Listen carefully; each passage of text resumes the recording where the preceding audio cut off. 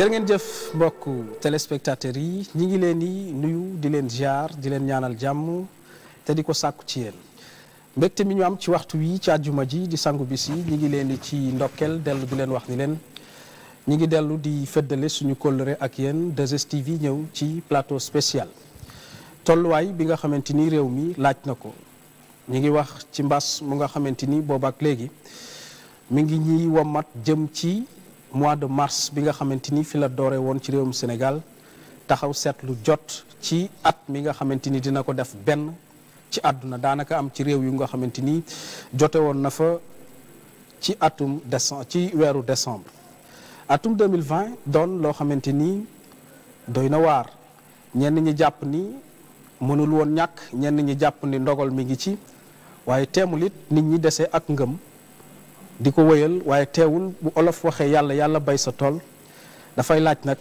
bu fa tollee kenn ku ci nekk am ci li nga xamante ni moom nga nekk ñu toog ci réew mi waxtaane ko looloo waral mbokk yi taxaw seetlu bi am ñan lañ ko fas yéene seqal ak ci lan la ñu fas yéene waxtaan ak ñoom bokk na ci li nga xamante ni moom la tubaab di woowee scénario du film virus versus vaccin ndax jamono ji ñaari baat yooyu ku wax ci lu jëm ci wàllu virus wax vaccin xam naa ni nit ñi dinañ la bàyyi xel loolu ndaxte àdduna moo toll foofu ci beneen yoon tam ñu mën a xool loolee nan lañ ko càmbaree maanaam def analyse bi buñ ci jógee nag xool ëllëg ndaxte ñi ngi xalaat post Covid war na am décliné ci perspective yi lan la Sénégal war a mën a taxawee ak fan lañ war a mën a jàpp loolu lépp jóge ci les leçons tirées du Covid-19 mbokk yi noonu la ñuy def honneur aux dames la ñuy def wala déet mais xam naa ni ci kanam tuuti dañ koy denc buñ ko dencee wax ci moom nuyu ko xam naa ni moom sargal na plateau bi lu bëree bëri waaye damay commencer par directeur Ousmane Gueye docteur moom mi jiite SNEIPS di kuréel gu nga xamante ni kër bànqaas boo xamante ni nekk na ci ministère de la santé rawat na ci wàllu information éducation ak lu jëm ci wàllu santé docteur ma nuyu la bàyyi nga nuyoog suñu téléspectateurs yi. waaw jërëjëf sëñ Moussa ñoo ngi leen di nuyu waa kër gi yëpp tàmbale ko ci kilifa yi bàyyi ñu kenn ñu ngi ndokkeel ñëpp et di am mbégte aussi nana partager plateau bi ak sumay naataango sumay xarit du ma wax sax ay collègues dama naan samay xarit samay doomu ndey tàmbale ko ci docteur Fallou nga xam ni jaar nañu fu bare ci faculté de médecine loolu xajul surtout amical suma jigéen bi Fat Samba professeur Fat Samba Ndiaye di kontaan parce que man su ma amee ay promotionnaire tey ñeneen naan ay professeur damay kontaan parce que ay nit bu ngeen àndee depuis ndaw ngeen bokk di jàng ba yàlla def lii tey ñi mën a wax alhamdulilah donc ñoo ngi sant yàlla bu baax kii aussi yàlla daf ñoo boole muy professeur Daouda du tey depuis Gueule Tapée yàgg na donc muy sama rakk muy ku baax di leen di am mbégte daal toog ak ñoom di nuyu sénégalais yëpp nuyu sénégalais yi rawatina téléspectateurs yi ak téléspectatrices yi 2STV vraiment di am mbégte di toog fii di la sant aussi di la gërëm ci liggéey bu ngeen def liggéey bu am solo depuis mbas mi commencé ba léegi yéen a ngi ci ñëpp gis nañ ko li ngeen def nag yéen a ngi koy defal seen réew donc di ci kontaan di leen jaajëfal jaajëf docteur Ousmane Gueye nekk directeur u SNEIPS alors maa ngi feggoo ak suma càmmoñ di seen ndeyjoor ki nga xamante ni moom mooy docteur Serigne Falilou Samb nekk na administrateur u clinique Louis Pasteur bu Rufisque waaye secrétaire général association bi nga xamante ni moo boole clinique privée yi nga xamante ni ñu ngi Sénégal docteur mu bàyyi la nga nuyoog téléspectateur. jërëjëf Moussa ñu ngi lay ziar di ziare sénégalais yi nga xam ne ñoo toog tey di ñu accueillir seen biir kër yi di ziar waa télé bi comme ni ko directeur Ousmane waxee moom suma grand frère la parce que ànd bi dafa yàgg man ak moom depuis mouvement étudiant la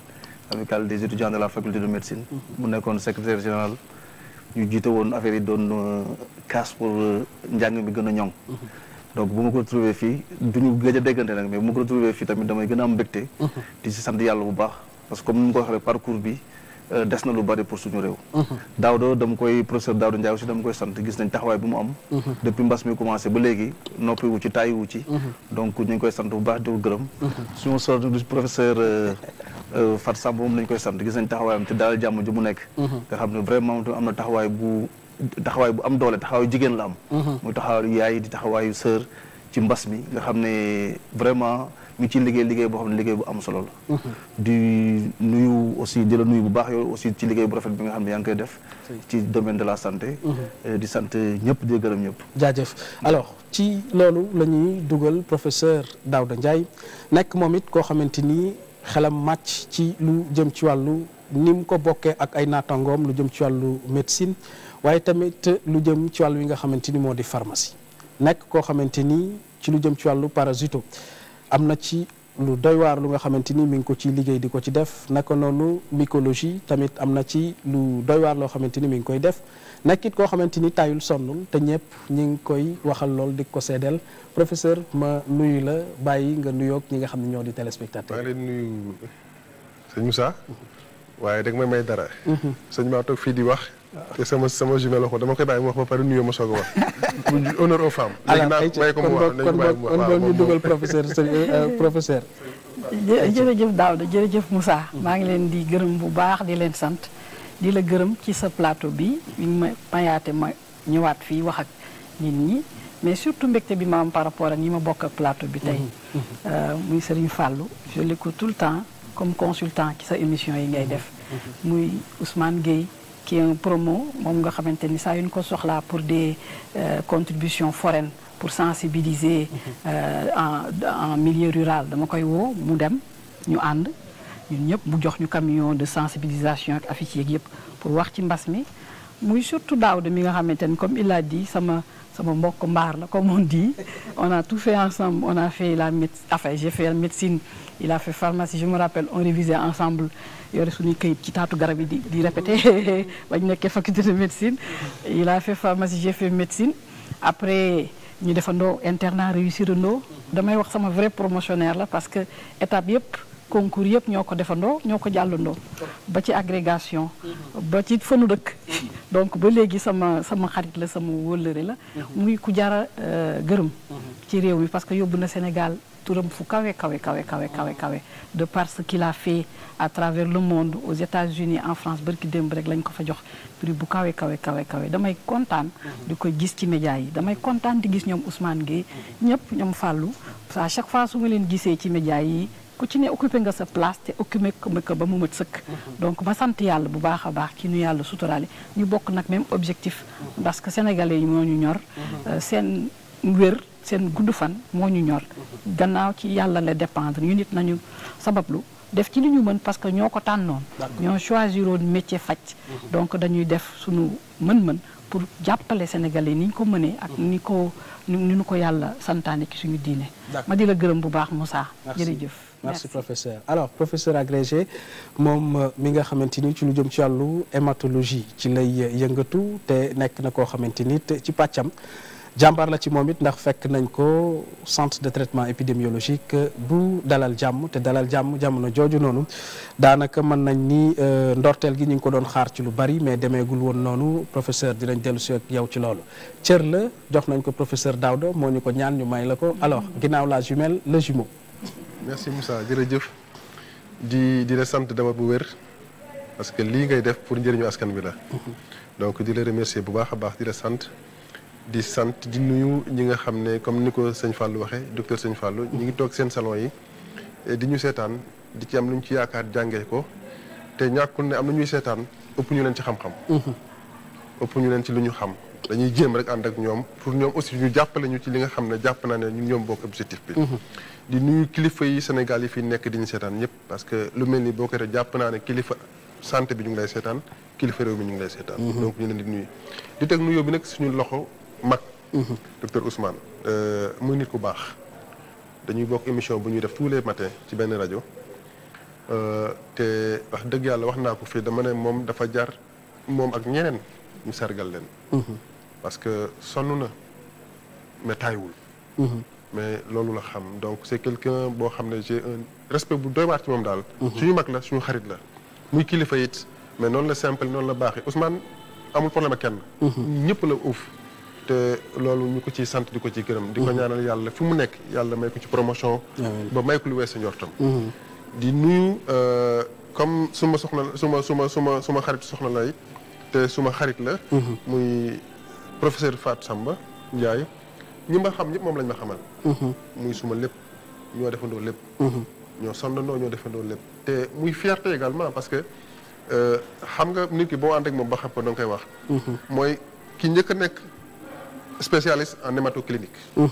ci agrégé si ba nekk ci professeur titulaire.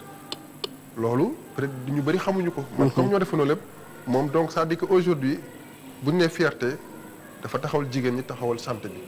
donc moo koy félicité ñoom ma kon daan teg ba tey ñu def dalal jàmm ak lu mu fiy liggéey donc wax ne ko moom heure bu maa ngi ko gis avant ñuy commencé heure bu ma gisee rek sama xol day sedd. parce que nit ku baax la. yàlla na ko yàlla taxawu. d'accord yàlla taxawu sëñ Fallou wax nga ko léegi yàgg naa ko xam yàgg naa ko gis on ñun ñëpp ñoo jaar nañu fag. te sant nañu fa te sant mais am na lu ñu fa bokk. mais heureusement comme j'ai dit yàlla def na ne ñu ñëpp benn lañu.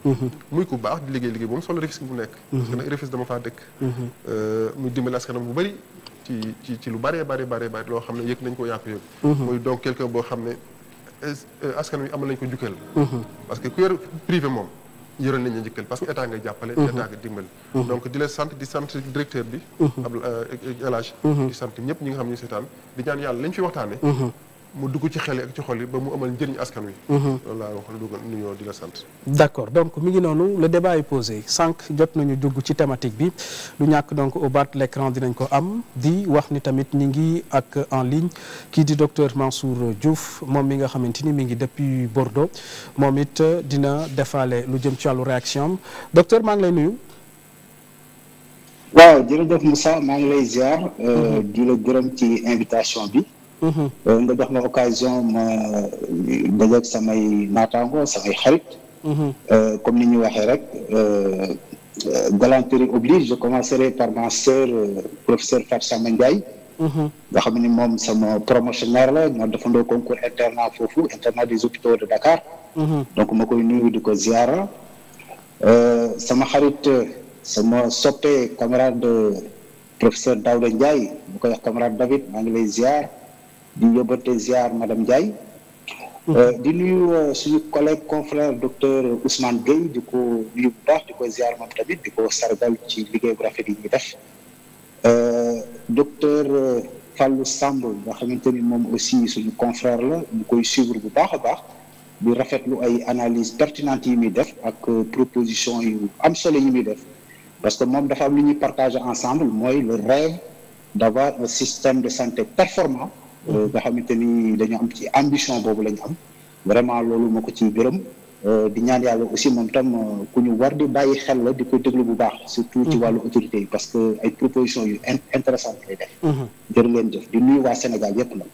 jaajëf alors donc dinañ la garder en repérage ci kanam tuuti depuis Bordeaux France mais dañu poser nag débat bi waxtaan ci lu jëm ci wàllu ni ñu ko waxee lu jëm ci wàllu scénario du film virus vaccin waxtaan ci lu jëm ci wàllu analyse bi ak li nga xamante ni moom moo di perspective yi alors docteur Ousmane Gueye directeur SYNEPS lu jëm ci wàllu actualité bi mujj ci wàllu Covid président démb barki démb recevoir na lu jëm ci réceptionné lu jëm ci wàllu wi nga xamante ni moo di 200 000 doses de vaccin alors naka la protocole bi demee woon ba réception bi gën a gaawee ni ñu ko doon yaakaaree.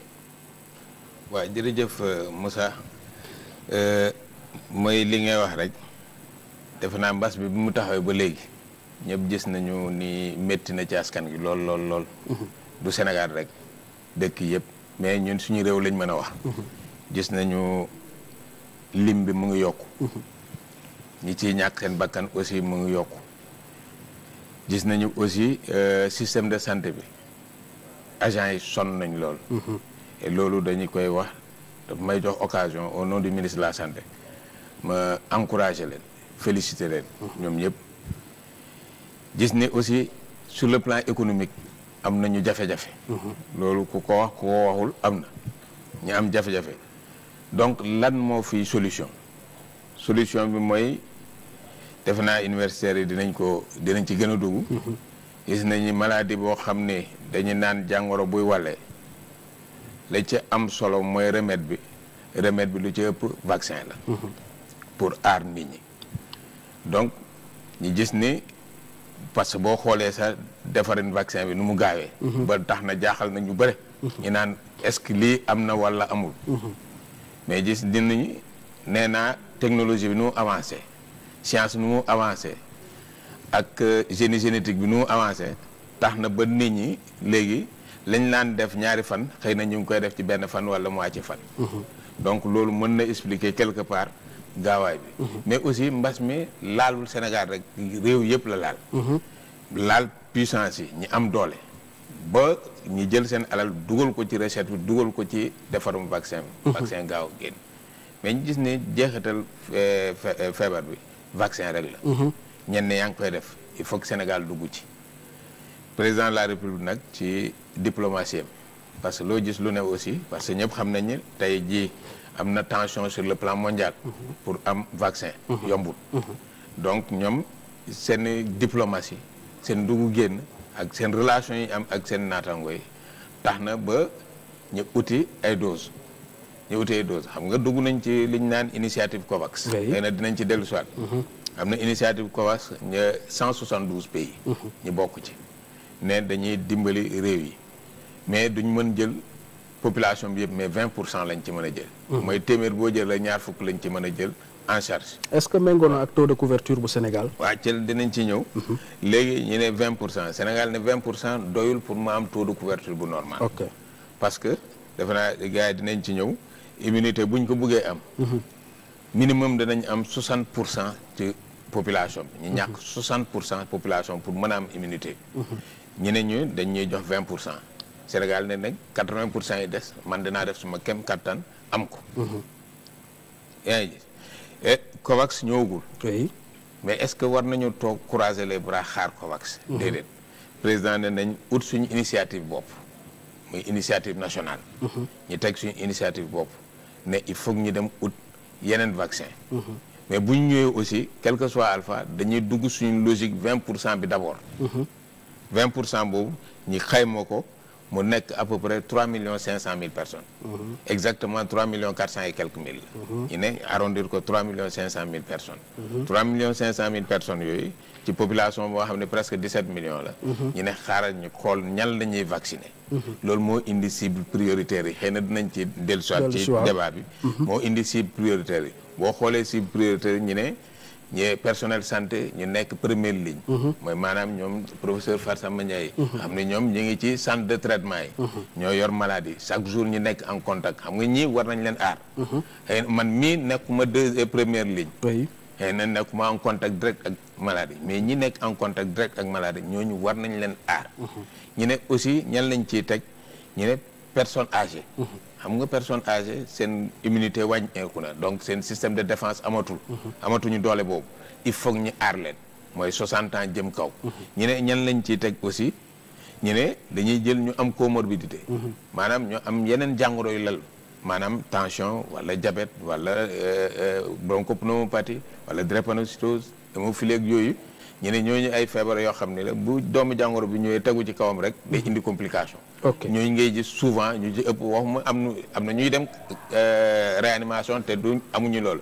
mais ñi ci ëpp lim bi ñooñu la ñu am comorbidité. ñu ne donc il faut ñu protéger leen. d'accord loolu ñu ne ñu am 19 ans dem ba 60 ans ñu am comorbidité il faut ñu protéger leen. loolu moo waral gaawtu vaccin yi ñëw. vaccin yi ñëw nag 200 000 doses la. pour le moment mais ci semaine yi ñuy topp ni ñu ngi xaar 6 millions de doses yoo xam ne mun naa agsi pour ñu mën a lawal vaccin bi correctement. d'accord pour leeral laata ma def tour de table 200 000 doses yi c'est estimé à 2 milliards wala don la.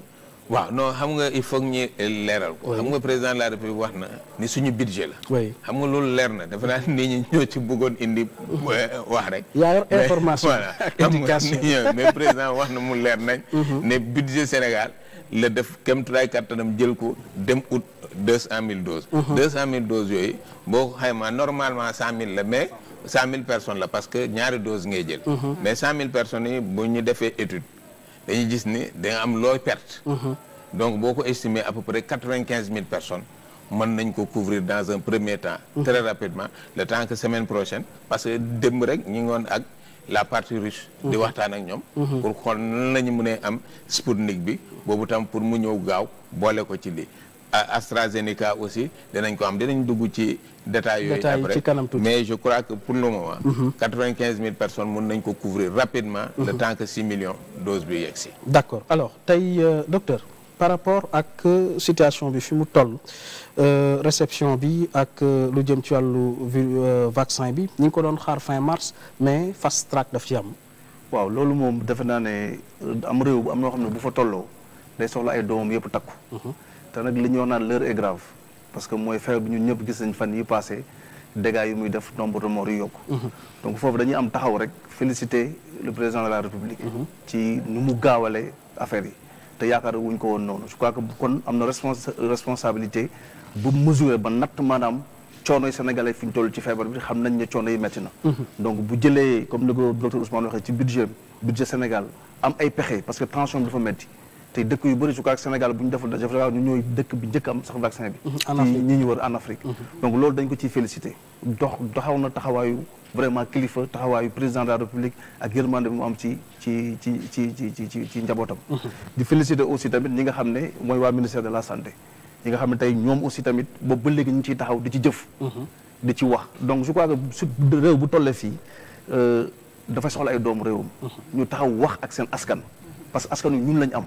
damay wax toujours ne ñun on a appris avec le franc symbolique ñun ñi ñëpp suñu bàyyi fayal ñu école. argent du contribuable. alors lu contribuable lañ jël dañuy fayal ñu jàng ba toll fii. ñun ñi ñëpp on est des produits de la ségrégation positive qui est l'école. école moo ñu permettre ñu toog fii suñuy nawle dañuy déglu. ñuy déglu suñu ay nawle lañ. donc réew mi bu tollee fii dafay soxla ñun ñëpp nag ñu daal di takku nekk benn say. taxaw wax ak askan wi parce que l'heure est grave. wax ak ñoom ci lan parce que tey Covid bu mu ñëwee damay wax ne tous les Sénégalais sont soit infectés ou affectés.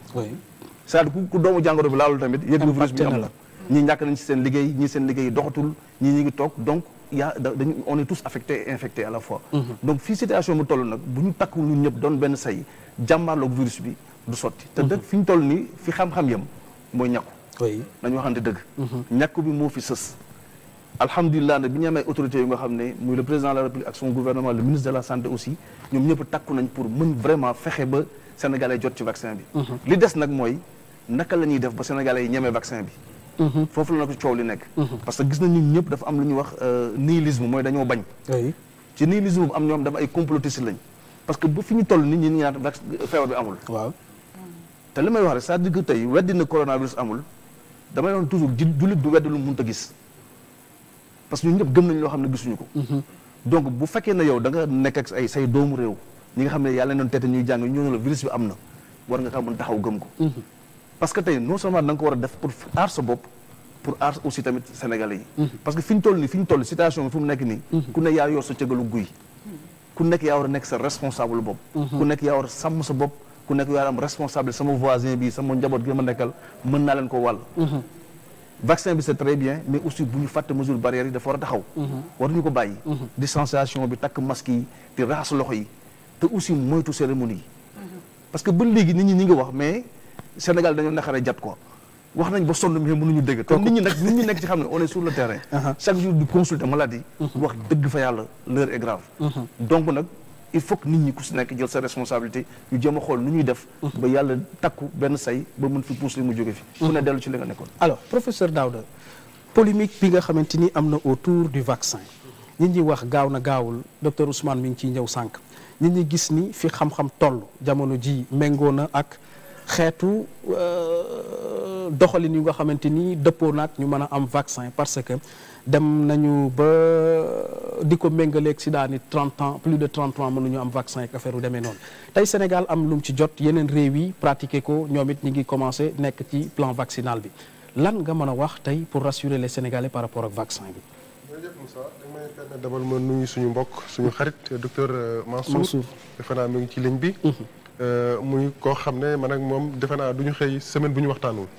muy ku baax defanoon nañ lépp muy également xaritu suma soxna mu ngi Bordeaux di fa def liggéey bu am solo te également di intervenir ci lu bari ci wàllu mbas bi ak leneen nag ci wàllu conseil. donc c'est quelqu'un à féliciter encourager te xam ne ñun ñoo bokk lépp mu ngi fële mais xel ma ngi fii et loolu c'est important à préciser. donc pour ñëw si lii yàlla def nañ ñun am nañu chance professeur Fatou mu ngi koy wax ñun dañoo li ma ëppale sama naataangoo ñun on nous appelle les hommes du médicament d'abord. médicament pharmacien moo ko xam. te vaccin garab la. médicament la waay. donc defe naa buñ ci wax rek am na lu leer luñ ci wax.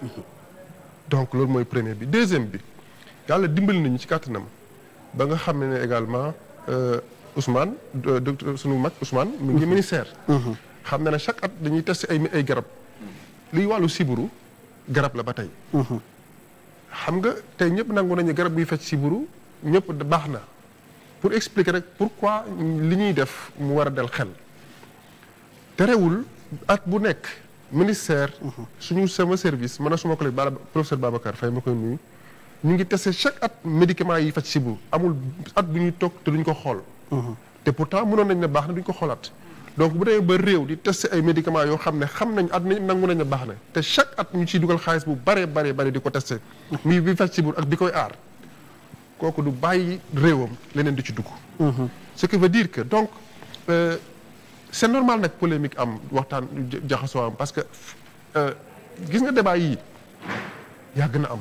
sur le plan scientifique. unanimité du am mais tey def fekk ne ren ci jam mbas mi dafa laal ñu bëri mu génn ci place bi ñëpp amandoo ko waxtaane ko mu bëri. donc c'est normal mu am maintenant li may ñaar mooy nit ñi di bàyyi xel te naa ñëw pourquoi ñu bàyyi xel par rapport ak li nga xam ne lépp ñun li ñu engagé aussi dañ ciy dugg ak d'abord un patriotisme. nous sommes des patriotes ñun suñu réew defe naa moom rek la ñu am amuñu leneen. te duñu mës a bàyyi suñu réew muy dugg ci li nga xam ne amul loolu. donc bu ñu xamee li ci am te xam ne vaccin am na lu mu jaar dinañ ci ñëw rapidement par rapport ak li parce que yenn points yu bëri mën nañ ci wax rapidement. oui parce que bokk nañu ci li liggéey essai clinique dañ koy def par rapport aux médicaments. li ma naan la ñuy testé médicament siburu essai clinique la. yàlla may nañu ay médicaments yoo xam ne biñ leen nan ñu ngi koy préparé ba bu ñuy cëppaanda ba bañ koy utiliser dañoo bokk ñu koy seetu ci Sénégal. ak ci bitim réew.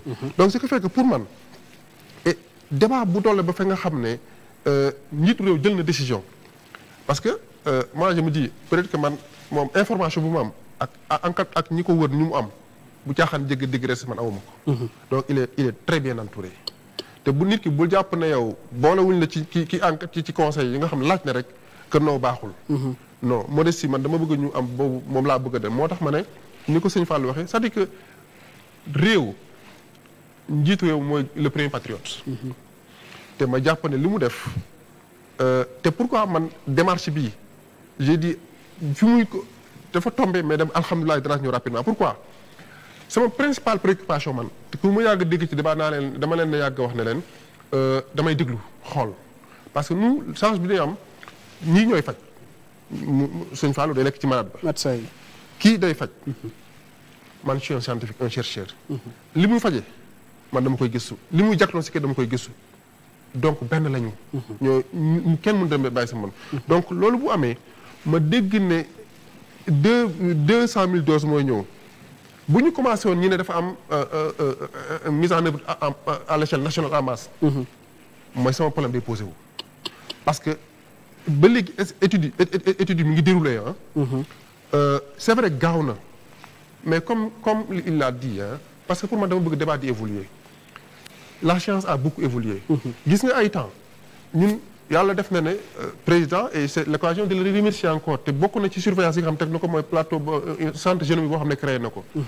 gis nga ay temps génomique bi ñuy wax nii daa nga def une semaine balaa nga am résultat wala 2 semaines léegi en 24 heures tu as le résultat de la génomique. science dafa évoluer médicament dafa am ay phases yu bu doon suivre te boo nee vaccin médicament dafa garab la boo xam ne day aar doomu aadama bi. muy suivre ay étapes y a ce qu'on appelle les 4 phases 1 2 3 4 une bi mooy xool ci lan lañ ko tënkee ci fan lañ ko mën a jaar ba créer loo xam ne bu ñu ko dugalee ci yaram bi mu créer ay réponses immunitaires ay anticorps. bu kii bi ñëwee mu anticorps yi ñuy defar mu rey ko te liñ lay dugal du doon loo xam ne dalay lor comme li ma gis ci produits chinois yi mais sont des virus atténués. mooy désactivé amuñu benn doole. comme mooy Sinopharm bi. waaw amatul dara lu mu yàq ci yaram. liñ ci mën a wax mooy mun naa am ñu ne ce qu'on appelle des adjuvants. lu muy àndal yooyu peut-être tout médicament am na lu muy àndal moo tax te jox naa ko même paracétamol am na koo xam ne bu ko jëlee mu lor la. moi je suis un homme du médicament avant d'être un parasitologue wala leneen. donc il faut que ñu xam ne te foofu lañ toll mooy phase 1 boobu mooy xam ci ban partie génome bi lañ koy jëlee. pour def ko dinañ ci ñëw ci mutation yi nit ñi di wax. toutes les préoccupations mën nañ ci répondre. bu ñu ko jëlee ba nga xam ne cible nañ benn région boo xam ne yaakaar nañ ne bii boo xoolee ci produit yu bëri ce qu'on appelle les protéines spike lañ jël. oui. mooy bi roof doomu aadama bi. mooy bu russe bi. mais boobu amatul doole pour yàq mais nit ki bu duggee yaram bi xàmmee na ko mais xamul ndax baax na wala buy lor la wala du lor moom day ñëw attaqué ko. en créant des anticorps il y a ce qu'on appelle la réponse cellulaire T mooy macrophage ak yéen ñoo njëkk a ñëw avant anticorps yi di ñëw. donc anticorps yi bu ñu ñëwee dañuy développer réponse ñu attaqué ko. mais ki mu attaque amatul njëriñ en réalité. mais loolu mooy phase bi nga xam ne li ñu koy créé antigènes yooyu ñuy ciblé mooy phase 1 bi 2 bi am na phase au niveau de l' animal. boo déggee ñu naan nit ñi naan cobaye lañu mais y' a c'est toujours une phase au niveau de l' animal boo xam ne day am. mën na gaaw mën na bañ a gaaw. y' a une troisième phase qu'on appelle maintenant la phase. 3 d' abord. phase 3 clinique. boo xam ne dañ koy jël jox ko nit yi testé ko mais boobu bu ñu koy def à l' échelle mondiale. amul kenn ku la ne même un médicament tey am da ngay xool ñu ne le médicament bi def ne 10 ans xëy na arrêté nañ ko parce que gis nañu ne phase 3 bi dafa am problème. mais il y a toujours pharmacovigilance. il y a surveillance. ce qui fait que lépp lu ci nit ñi def lenn moo doon problème bi te loolu ça se règle. du ma ne xam nañu li ci nekk népp mais li ci am solo mooy quand un état boo xoolee Sénégal je te vends pas. moi je te vends pas damay wax li nga xam ne loolu laa dund di ko lire ak ñoom. médicament buy dugg man dama bokk ci experts yi ñuy woo pour ñu leen woo seen xalaat. nañu médicament baa ngi nii lu ngeen ci xalaat jox leen lépp avant ñu koy décider. te boo waa ñun dañuy xool documents yi xool te loom li ñuy jël ba jàpp sukkandiku en matière y a 2 choses yi gars yi di ragal mooy l' efficacité ak l'innocuité. mooy est ce que am na efficacité est ce que day lor. amul benn vaccin buy efficace boo xam ne c' est exceptionnel. ngir efficace à 100%. y a toujours des marges de manœuvre yoo amu ko. li gars yi di régler mooy problème de toxicité bi innocuité bi te lu ci bëri yooyu animal bi réglé na ko. te ñun chance bi ñu am Sénégal tey. am na ñoo xam ne ñu ngi ko commencé depuis 2 mois depuis le mois de janvier. donc am na lu ñuy gis te li ci am solo mooy phase 3 boobu du sax jeex ren day dem continuer mooy xool lan lay def te en réalité médicament buy ñëw lu mun doon ministère rek may dégg ñu ngi nii ñoom la. y a ce qu'on appelle autorisation d'utilisation temporaire. gars yi dañuy surveiller c'est-à-dire bu ñu ñëwee dem ba ci biir gis na am na problème gars yi ne leen arrêté leen. ok maintenant pour nga jël ko c'est-à-dire que y a des preuves formelles que. liñ ciy ragal amu ci maintenant on va faire une surveillance. ce qui fait que foofu lañ toll te bu demee nag ba bii njiitu réew débat bi moom am na te di continuer di am. mais ci suuf bu demee ba mu yaakaar ne lii on la. te ñi ko séq teg ko document yu leer wan ko du leer. ba am ci ay luñ ci kii bu ko tegee pour man moo tax ñu war a xam ne vaccin bi li ci nit yi ragal. loolu ku ragal vaccin bi war nga ragal médicament bu nekk. parce que même procédure bi la. te encore une fois c' est l'occasion de le féliciter. parce que en réalité. ñun suñu rôle mooy un état bu demee ba yaakaar ne lii mooy solution mu anticiper ci. créer la surveillance parce que nous il nous a permis de créer un centre génomique boo xam ne fii 1 mois 2 mois mu opérationnel. donc tout ce qu'on parle dont on parle effet de surveillance sur le plan des mutations des disponibles au niveau de Dakar. au niveau de l'université pour aider. donc suñu rôle en tant que moi pour le moment. mooy li ma gëm mooy te di ko ñaan population bi en attendant. débat bi di continuer. nañu xam ne ñun ñooy suñu doom ñun suñu doom réew la ñu. ñun du ñu jaay suñu réew. du ñu wax lu ñu xamul. te bu ñu gisul lu ñu wax dañ ko wax. il a fait notre rôle c' est de l' aider. et ñaanal ko mu réussir. parce que si jamais cette vaccination là essai li ma naan étude pilote lay commencé. parce que bu ñëwoon ñu ne en masse man dina am lu ma tiit. parce que boo amee problème fekk yàq na lu bari ci fépp. mais étude pilote. toutes les recherches scientifiques te encore une fois Moussa li ma lay wax yàlla def na ne dama kaa xam dama koy liggéey. on fait une phase pilote. phase pilote mooy di nga jël groupe bu ndaw jox leen ko xool nu muy joxe. bu amee problème en temps à un moment donné gars yi dañu reculer sur tout donc bu amee loolu ñu koy def dañ koy ñaanal yàlla mu réussir ko. d'accord te xam ne suñu ndam la ndam bu ñëpp lay doon. d'accord alors professeur Fatou Samba yow nekk nga coordonnatrice comité de lutte contre les épidémies Dalal Jàmm gis nga Dalal Jàmm ni ngeen démarré ak circonstances yi ni mu fa demee woon ak par rapport ak Covid mais mën naa ni Covid nag jig na leen parce que tax na ñu gis centre bu nga xamante ni donc bokk ngeen ci centre yi gën a rëy bu dul bi ngeen am yaa ngi dégg à Dalal Jàmm ni mu demee ak circonstance bi ni mu fi mu toll ba ñuy wax tey jii nii changement de stratégie parce que début bi gis nañu ñii dañ leen hospitaliser ñii ci hôtel yi mais mu dem a dem ba ñu changé gis prise en charge extra hospitalière tey ñuy wax lu jëm ci wàllu saturation ak fi circonstance toll ñuy indi vaccin. dañ ciy gërëm yàlla bu baax a baax parce que affaire bi daf ma bett quand il y a 2 jours ou 3 jours bi ma gisee rek édition spéciale sur RTS ñu ne dañuy recevoir 200 000 doses j'étais très très contente parce que li ma dund moo tax Je me rappelle ça, damay bëgg toujours di ko fàttali sama naatango yi. C'était difficile au début. Au début, l'histoire nous a pris de court. Je me rappelle toujours de cette date du 4 mars 2020, ñu toog en réunion, une réunion que je dirigeais parce que le PCME était absent. Moi, je suis vice-PCME. Le directeur également, Moussa Samdaf, que je salue au passage, n'était pas là. J'étais là en train de diriger une réunion par rapport au Covid ou à la Covid. Et qui s'en est rendu compte qu'il y a un cas suspect qui souffre. Comme personne ne s'y connaissait, ni de gauche, ni de droite, etc., parce que nous Et je devais gérer cette situation. C'était difficile. On a géré tant bien que mal cette situation. On a essayé d'isoler cette patiente qui venait dans un pays asiatique, parce qu'à l'époque, c'était ça, comme Chine, le Djugé, Fébarbi et tout. Et donc, rapidement, équipe urgentiste yi ak waa SAU bi daal di koy isolé quelque part ñu daal di def district sanitaire de Guédiawaye. Je salue également le docteur Guindo qui gère ce district, qui nous a beaucoup aidé et encadré. Ñu daal di koy isolé def traitement def prélèvement bi, heureusement mu ñëw négatif. Je dis heureusement parce que bu positif woon à l'époque hôpital ba yëpp danañ positif. Et ça nous a permis de redresser les choses. Ci saa si on s'est engagé, le directeur bu mu ñibbisee ñu daal di créer comité de lutte contre les épidémies, nommé ma ci kaw def ma coordinatrice comité de lutte contre les épidémies de Dalal Jamm. Et donc ça a démarré comme ça. On s'est débrouillé pour avoir des formations qu'il fallait.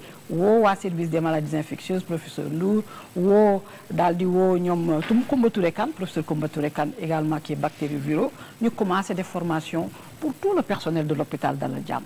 C'est comme ça que ça a démarré. Okay. Je rappelle que Dalal Jamm ne faisait pas du tout partie du dispositif de prise en charge. Ousmane Gueye est là. Et à chaque fois que je venais au ministère, envoyé par notre directeur pour assister aux réunions et tout, on ne parlait pas de Dalal Jamm. Et dama daan xaar ba ñu pare rek ma daal di wax Dalal Jamm, bon, je vous offre, etc., etc. wax leen lan laa leen mën a offrir parce que depuis le 4 boobu, on ne s'est pas arrêté. Dalal Jamm a été livré, tout le monde le sait, sans équipement. Il y avait les locaux, mais on s'est dit on pouvait quand même participer à l'effort de guerre nationale et équiper les locaux. On avait ouvert les services médicaux, dont ce service hématoclinique, en novembre seulement, 3 mois avant, médecine interne et pédiatrie. Et on était dans la dynamique d'ouvrir progressivement les services médicaux, ensuite les services chirurgicaux. Mars jot li am, il fallait faire quelque chose, participer à l'effort de guerre, comme je viens de le dire. Donc, ñun suñu bopp jëli diri lal yi fii xëcc etc. Woo waa CNGE ñu définir benn circuit de patients au cas où on serait confronté à avoir ce genre de situation. C'était difficile. Mais quand même, on a tout fait pour que balaa le 27 mars, mooy date bi ñu njëkk a jot les patients. Le ministre, je me rappelle, a demandé si Dalal Jamm était prêt. On a dit, monsieur le ministre, Dalal Jamm est prêt. Et les malades ont commencé à venir le 28, 29. Au départ, on était parti avec une capacité de 50 lits. Après, New York, 100, après 150, et puis 200, 211. Finalement, Dalal Jamm était devenu le plus grand centre de prise en charge. D'ailleurs, le plus grand centre de prise en charge de patients atteints de Covid. Pour la petite histoire. Loolu moo ñu dimbale ñu résorber le maximum de patients. Actuellement, au jour d'aujourd'hui, on a hospitalisé depuis le 27 mars 2020 plus de 2400 patients atteints de Covid, dont avec une petite mortalité, il n'est jamais petite, de 3 à 4, voire 5%. C'est loolu ci deuxième vague bi la yéeg. La première vague, la mortalité tournait autour de 3%. Et beaucoup de patients, les 95% étaient déclaré guéri. Qui deuxième vague bi, le ministère de la Santé nous avait demandé quand même ñu wàññi parce que comme dañu wàccoon par rapport au nombre de patients infectés, ñu quand même réservé 80 lits au cas où. Et il avait bien fait parce que c'est ça qui nous a permis rapidement, quand on a eu à avoir les autres patients de la deuxième vague, ñu commencé waat enchaîner sans arrêt. Je rappelle que nous sommes arrêtés par rapport à cette prise en charge. D'accord. Ci kaw loolu li ma gën a bëgg a souligner mooy du sax épuisement parce que c'est un effort de guerre nationale. ñëpp a ngi ci jàpp bu ñu amee ñu ne ñu am na 200 000 doses yu yegg si que ni que ce sont d'abord les gens qui sont au front. suñu genre gi. ñoom Louis Fortes ak ñun ñii nga xamante ni lu ne la ñuy daj ci CTE yi. dañoo war a d'abord ñàkku man mii di wax ak yéen man Fatou Samba maa njëkk tàllal sama loxo parce que Covid bi laalaat nu xam ne ñaata yoon la ku ci nekk ci ñun ñii Covid. da ngay Covid tëdd 3 semaines du tee boo wëree. di nga delluwaat liggéey parce que boo ko deful kat moo koy def. bu nu amee nag ku ñu jàppale dimbale ñu mais nag suñu njiitu réew fexe ba ñu am pour le moment cette dose là cette quantité pour ñu ñàkku avec tout ce que les chercheurs les spécialistes ont dit on ne peut que leur faire confiance. te dem ñàkku ji ndax ngir yàlla yëf yi boog wàcc ñu rompre la chaîne de transmission en sachant que comme li docteur Fallou wax bu ñu arrêté mukk les gestes barrières. ça va de pair. raxas loxo yi distanciation physique bi di moytu xew yi ngénte yeeg takk yi ngalla nañ ko bàyyi ba jëmmi jamono sama mbokku jigéen nañ ñu dimbale rek bàyyi sañ sa yeeg yooyu ba ca kanam a kanam après on pourra revenir sur nos anciennes habitudes. d'accord parce que mi ngi noonu sañse ak maquillage bi àndut ak masque donc buñ ko sañsee bañ a yàq seen maquillage duñ takk masque loolu la te kooku beneen affaire la alors en repérage ñi ngi doon wax ni ñi ngi ak docteur Mansour Diouf depuis Bordeaux moom mi nga xamante ni aussi mi ngi ñu doon suivre il est loin waaye tamit mi ngi Sénégal ba tey ndaxte mi ngi ñuy topp booba ak léegi alors docteur Mansour gis nga li nga xamante ni moom mooy premier tour de table bi li ñu jot wax ak li nga xamante ni jot nga ko daal di dégg bu fekkee yaa ngi ñuy bàyyi xel ba tey ñu bëggoon xam rek par rapport ak sa analyse ak ni mbir mi di doxee ak stratégie bi fi nga xamante ni fa la toll. waaw jërëjëf Moussa maa ngi kontaan trop di le remercier ci invitation bi donc suivre na premier tour de table bi effectivement mais li ma noté man mooy actuellement le grand défi li ñuy wax défi bi gën a mag c'est un défi de communication parce que dañu nekk ci peuple sénégalais boo xamante ni actuellement jiixi jaaxa dafa bëri ci nit ñi te boo gisee ñu dem jël option ni dañuy def vaccination donc mu nekk benn pàcc ci li nga xam ne moom la ñuy xeexee feebar bi te lu nekk ñu koy dégg ci vaccin yi nit ñi ku ci nekk di jeexi jaaxa naka lay war a taxawaayee ci vaccin bi ak yooyu man mii di wax ak yow maa ngi fi bitim réew mais yàlla xam na ni bis bu yàlla sax dinaay jot ay message yu bari ay coup de fil ay nit di ma laaj sama xalaat naka lañ war a taxawee ci vaccin bi doo ci xalaat yéeg bi parce que li waral loolu mooy nit ñi dañuy dem ci réseaux sociaux yi di fa wuti ay information te bu ñu leen joxul information fa lañ koy dem wuti foofa nag rumeur bu nekk daf fay daw contre vérité bu nekk daf fay daw te loolu defe naa ni bokk na ci li nga xamante ni li autorité war a njëkk a xeex la li nga xamante ni moom lañuy regretter rek mooy communication boobu dafa waroon a jiitu avant vaccin yi di ñëw mais comme ni ñu wax rek il n'est jamais trop tard moo tax may soññ sama confrère docteur Ousmane Gueye moom mu yor service NAPS bi parce que moom il a du pain sur la planche parce que wax dëgg yàlla communication bi li ko ci xaar vraiment am na solo trop donc moo tax ma jàpp ni rek instant bi il faut ñoom ñu organiser une campagne agressive de communication pour rassurer nit ñi dalal seen xel bi ci des foofu la sama jigéen bi daanelee sànq muy professeur Fatou Samba Ndiaye ci wàllu geste barrière donc c'est important ñu commencer wax ni leen vaccination dafa war a ñëw en complément des gestes barrières gestes barrières yi moo jiitu moo nekk au début et à la fin vaccination dafay ñëw rek en appoint alors loolu li koy firndeel man mii di wax ak yéen maa ngi nekk fii service bi ma nekk nii actuellement il y a 80% de patients Covid grave fii réanimation man ci maladie yi laay nekk subaak ngoon guddeeg bëccëg gis nga ma ni fi laay fanaan tey et tout ça donc maag virus bi ñoo dëkk ñooy nekk bis bu nekk mais boobu ba léegi nii yàlla may suturaal je touche du bois virus bi musul laalanteeg man bi ñu defee samay test pour xool samay anticorps sax day wane ni dafa négatif donc musul ma jaamaar rek virus bi musuma dugg te loolu lenn rek moo ma ko may mooy respecter mesure barrière te yaakaar naa ni booy seet ku exposé wu doo gis ku gën a exposé que man mi nekk ci maladie bis bu nekk ñu maladie grave te pourtant le fait may raxasu tout le temps di utiliser gel di sol sama masque fu ma toll di respecter gestes yi pendant plus de 1 an ma nekk ci gis nga ma yàlla nga ci suturaal. loolu laay wax suñu mbokk sénégalais di leen koo xamante ni da nga dëkk ak jaan ci biir pax pendant 1 an te jaan ji mattu la kooku bu ñëwee wax la ni lay musal ci mattu jaan war nga koo mën a dégg te nga gëm ko. kon geste barrière yi c'est fondamental. donc li may bañ mooy ñu yaakaar ni rek vaccin ñëw na rek ñu bàyyi loxo yi daan ni la solution est arrivée. demul noonu donc loolu côté boobu moom defe naa lu am solo la ma koy wax sama collègue docteur Ousmane Gueye pour ñu gën a insister ci loolu. bi ci des. waaw xam nga yaa ngi doon wax ni am na defe naa sëñ Fallou moo ko doon wax am na ay sénégalais yoo xam ne ba léegi gëmuñu ni feebar bi am na donc diingat bi am ñu ngi gis nit ñaa ngi faatu seen kanam et yu tout ça mais dafa mel ni faatu bi defu leen problème donc communiqué nañ ci wàllu faatu bi mais loolu dafa mel ni tey la dajaloo bi gën a bari tey la xew yi nga xam ne moom la Fatou Samba doon wax tey la gën a bari ngénte yi bëj yi ak mariage. mais foofu nag dafa am loo xam ne dama bëgg tey Sénégalais yëpp déglu ma bu leer a leer parce que dama war a laal foo xamante ni foofu yaakaar naa ni. ça va faire un séisme dans leur conscience. ñu ngi lay dégg mooy déglu leen bu baax ngeen xam ne feebaru Covid gis nañu ni dafay wàññi ngóora dafay indi tële. ba pare dafa am incidence ci fertilité maanaam li nga xamante ni mooy may nit mu jur doom dalay gàllankoor lool.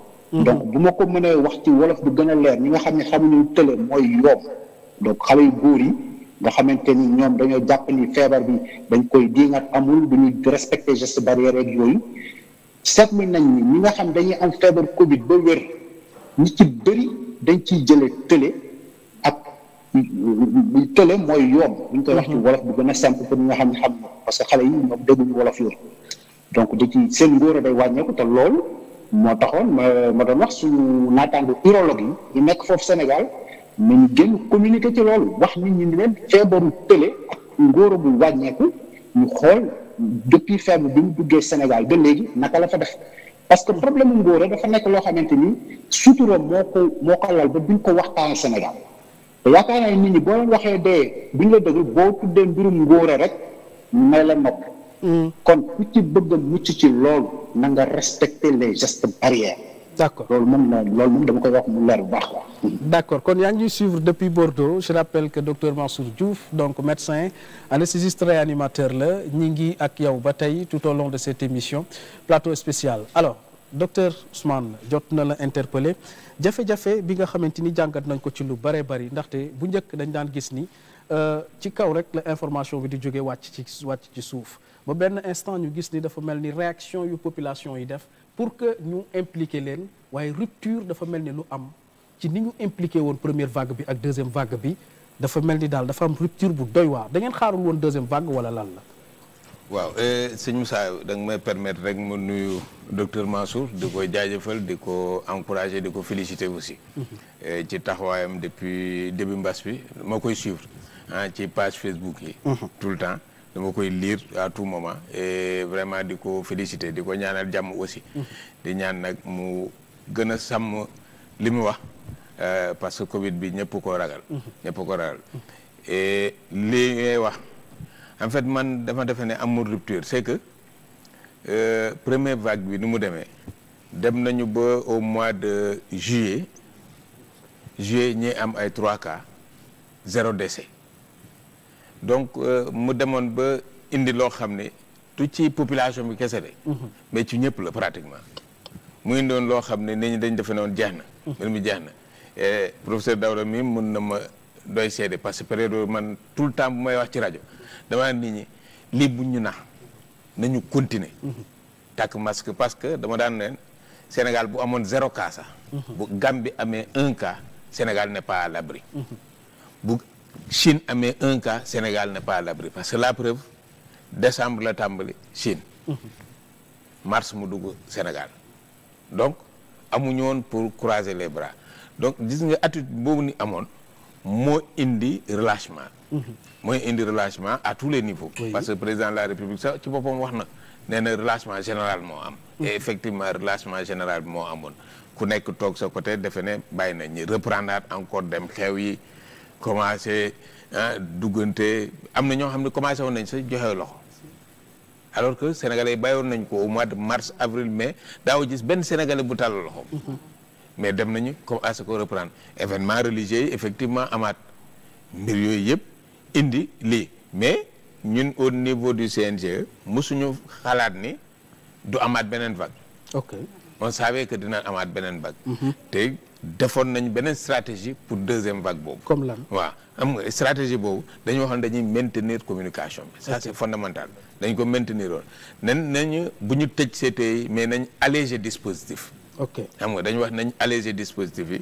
maanaam mooy li professeur Fatou Samba Ndiaye doon wax léegi nii mooy dalal jàmm jógee 211 lits ñëw 80 lits loolu mooy allègement. au cas où. mais aussi ñu ne ci diggante bi nañu samp labo yi fépp. c'est-à-dire Sénégal foo dem région bu ne am na laboratoire bu ñu fa def bu ñu fa amul laboratoire am na appareil GenExpert bu ñu fa def de telle sorte que mën nga def analyse foofu. donc xam nga ñu ngi doon saytu loolu. mais aussi il fallait que économie bi dox. il fallait que état amaat tuuti souffle. ñi ubbi frontière bàyyi commerce bi commencé ainsi de suite. et yooyu yëpp combiné mu favoriser recrudescence bi. waaw recrudescence bi am mais damay ñëw ci li Mansour wax tey jamono ñu toll nii ndegam vaccin bi ñëw na te day continuer incha allah rabi. vaccin bi dana continuer ñaax sénégalais yi ñi xam ni seeni njaboot wala seeni njiitu réew seeni njëwriñ bu yor ministère de la santé ñii di professeur agrégé di jàng di gëstu du ñu nangu mukk dugal ci réew mi loo xam ne dina faagaagal askan gi. kon ay assurance mi ngi noonu. loolu moom defe naa nit ñi war nañu gëm ni tey ji ak côté des gestes barrières mooy li Mansour doon wax gestes barrières kenn waru ko arrêté parce que nee naa la fii bu ñu bëggee dem ba xalaat ni dinañ am immunité collective minimum 60% population mën na ñàkk. d'accord alors donc docteur Serigne Fallou pour rejoindre docteur Guèye en même temps ki nga xamante ni mooy docteur Mansour Diouf par rapport à la communication am na lu ñu ci war a joyanti ak fi nga xamante ni fa lañ toll jamono ji nga xamante ni am na lu waroon a jiitu xëy na pour ci askan wi ñu gën a préparer seen bopp mais fi demee ba vaccin yi ñëw mais population ba tey ñu gis ni seen manqué adhésion dafa am. waaw ba jërëjëf Moussa damay nuyu rek sama grand frère docteur Mansour. vraiment ñi ngi saluer engagement am nekkul Sénégal mais li ñuy wax olof day naan sore gu jege la. waaw sore na fi mais jege na fi. picc nga ca kaw mais xel maa ngi ci suuf. voilà donc ñu ngi koy sant gis nañ liggéey bu rafet mi ngi koy liggéey ci réseaux sociaux yi di jar bu ko jël des fois muy jóge Bordeaux ñëw fi sax di animer yenn débat yi. et je crois que loolu dafa am solo parce que situation yu mel ni su amee il faut que nit ñi nangu contradiction bi. parce que contradiction bi ci la vérité di ñëw. de la contradiction jaillit la vérité donc bu fekkee suñu fal doon wax ne mbooloo ma gis ñuy wax di xaxataay rek mbooloo naa fekk lañ. mais bu xuloo amee rek jaxasoo am rek dinañ xam ne am na fu dëgg féete. parce que au moins si ñaari parti am na ko néew ci am dëgg. léegi nag dëkk bu tollee fii mooy ni ma ko waxoon rek dafay nekk lu nga xam ne ku nekk dafa war a ñëw bay ci sawaar kenn warul toog këram naan non c'est-à-dire wala ñu toog ni maam Abdou doon wax ñoo bokk gaal gi. ku ne da nga war a ñaan sa ëmb bu ñaan sa ëmb mucc dañuy ñaan gaal gi mucc. parce que gaal gi bu diggee sa ëmb dina digg di nga diggaale. te fi ñu toll nii foofu lañ toll communication bi nag am na lu ñu ci mën a wax lu bëri. c'est-à-dire dafa war a nekk benn communication dafa war a nekk une communication transversale. waratul nekk benn top down nga xam dañ lay jóge rek wax benn affaire ñii daaj koy jëfee. mais tey ñëpp dañ ci am wàll. dafa nekk une communication soubassement dafa nekk communautaire. képp koo xam nga am nga kàddu ci quartier bi. commencé ko par ASC yi commencé ko bàjjenu gox yi commencé ko ci imam yi ñëw ba ci niveau bu ngi gën a kawe ñëpp dañ ci am seen wàll pour wax ak doomu aadama yi xamal ne tey lii moo am. te benn solution lañ gisagun mooy ñu vacciné wu. te bañ a bàyyi gestes yi nga xam ne ña ngi ko doon def communication boobu nag il faut docteur Ousmane ñu xoolaat ko. ñu xoolaat stratégie bu baax. vous proposez quoi. li may proposer rek mooy bu ñu bàyyi kenn. ok c'est mbir bu toll rek bu tollee fii dañuy soxla ay ku ne doolay doomu réewam. ku ci mën dara dañ ko ci war a boole. communication traditionnelle dañ ci am wàll dañ leen ci war a boole. les médecins privés ñun man je suis secrétaire général de l'association des médecins privés gisuñu suñu bopp ci xeex bi. te malgré ñun on est man chaque jour ma am 3-4 cas à Rufisque gi ma dëkk fële tey moo ci mujj. j'ai 2 cas de Covid. te dama koy def parce que sama réew la. je suis malgré su ma nekkee privé dama ko war a def parce que mënuma tey comme li ma ko waxee rek c'est-à-dire nekk ci dëkk bi daay gi di tàkk may jëm man di raw damay jéem a rawal sama réew. donc ñu jéem a xool communication mu nekk une communication transversale. fii ñun ñëpp wax nañ ko sànq bi ñuy démarrer on est des parents. di parents ci naka mooy jàngatu nañu à la fac xamante ba dara dul dara ba tey yu ñu toog donc su mbir amee ñëpp bokk ci ku ci war a bokk nañ ko jox wàllam. parce que tey privé yi tey da nga ci gis ay ñoo xam ne comme ay docteur Niang mais da ciy béy waaram yow investir xaalisam ba pare di def Covid te kenn waxu ko. mooy ñaar bi nekk zone exclusivement même nekk suma assistance. li mu ci def ci Sénégal ñu bëri defuñu ko ci. privé tey ku si nekk yaa ngi ciy béy sa waar donc bu mel ni bu amee nañ teg communication bi ministère tam tijji. parce que bu ñu nekk rek un ministère du secteur public de la santé. mais dafa nekk un ministère de la santé tout court public ak privé parce que li ñuy fàtte tey mooy privé ñun on représente 40 à 45% de l'effectif. on représente 80% de la médecine de qualité fii ku feebar privé nga jëm demoo hôpital da ngay dem privé ba pare bu mujjee hôpital. donc lu mel ne bu amee nañu boole ñëpp. parce que tey ministère dafa la tëddee situation ndey ju seex. ñëpp ñëw parce que dëkk bi moo ko laaj. kon yéen a ngi xaar ci vaccin yi. non ñu xaaruñu ko sax parce que tey même boo xoolee le syndicat des médecins privés ak l'ordre des médecins commencé nañ ci communiquer. ordre mi ngi communiquer ci vaccin yi bien vrai que boole woon ci ordre des médecins loolu aussi beneen. parce que tey aujourd'hui ñi ngi wax tey.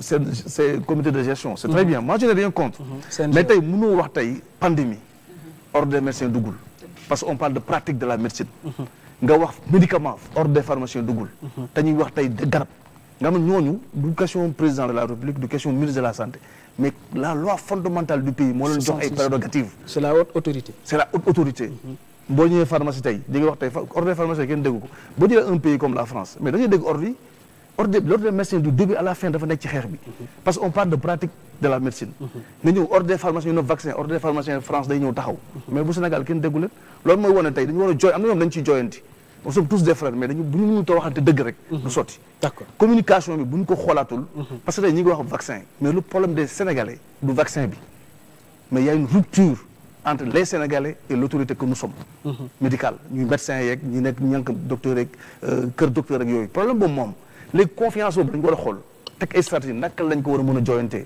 problème du vaccin bi ñëpp xam nañu tey man tey bu ma taxawee suñu waa kër vaccin leen baat kenn du ci teg baat mais le problème moo di ne tey ñuy def ba nga xam ne tey communication boobu romproon Sénégalais bi mënuñu gëm virus bi ku gëmul virus nga ne ko kaay ma vacciné la dina am problème te vaccin bi comme ni ñu ko waxee dañuy jël xaalisu askan wi def ko ci du ay don dañoo jël te xaalis bu dem fu muy feeñ il faut que ay dañuy tëj ay yenn affaire di def ba am milliards yooyu président am ko dem def ko donc su ko indee nañu wax li laay xam nañu booloo ñu xool fan le problème bi nekk quel est le problème de cette rupture de confiance entre les populations ak l'autorité sanitaire. D'accord professeur Daouda vous proposez quoi parce que sànq yaa ngi jox ay garanties ay gaz d'assurance yu nga xamante ni permettre na jafe-jafe wala lëntu askan wi amoon ci virus bi am na wala amul tey wàllu vaccin la ñuy wax te su ma juumul ministre communiqué na ci mardi wala mercredi dinañu def lu jëm ci wàllu lancement bi.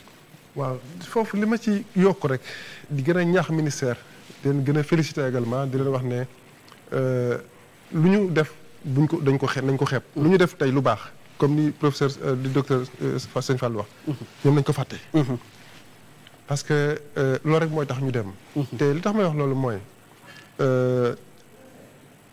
fi mu xeex bi toll kuñ ci dugal dinañ ko xeeb ne ñu dugal ñeneen c'est-à-dire être inclusif le plus lu ñu mën a inclusif ba ci bàjjenu gox bi. na doon yëfu ñëpp infirmière bi sage-femme bi je sais que ñu koy def.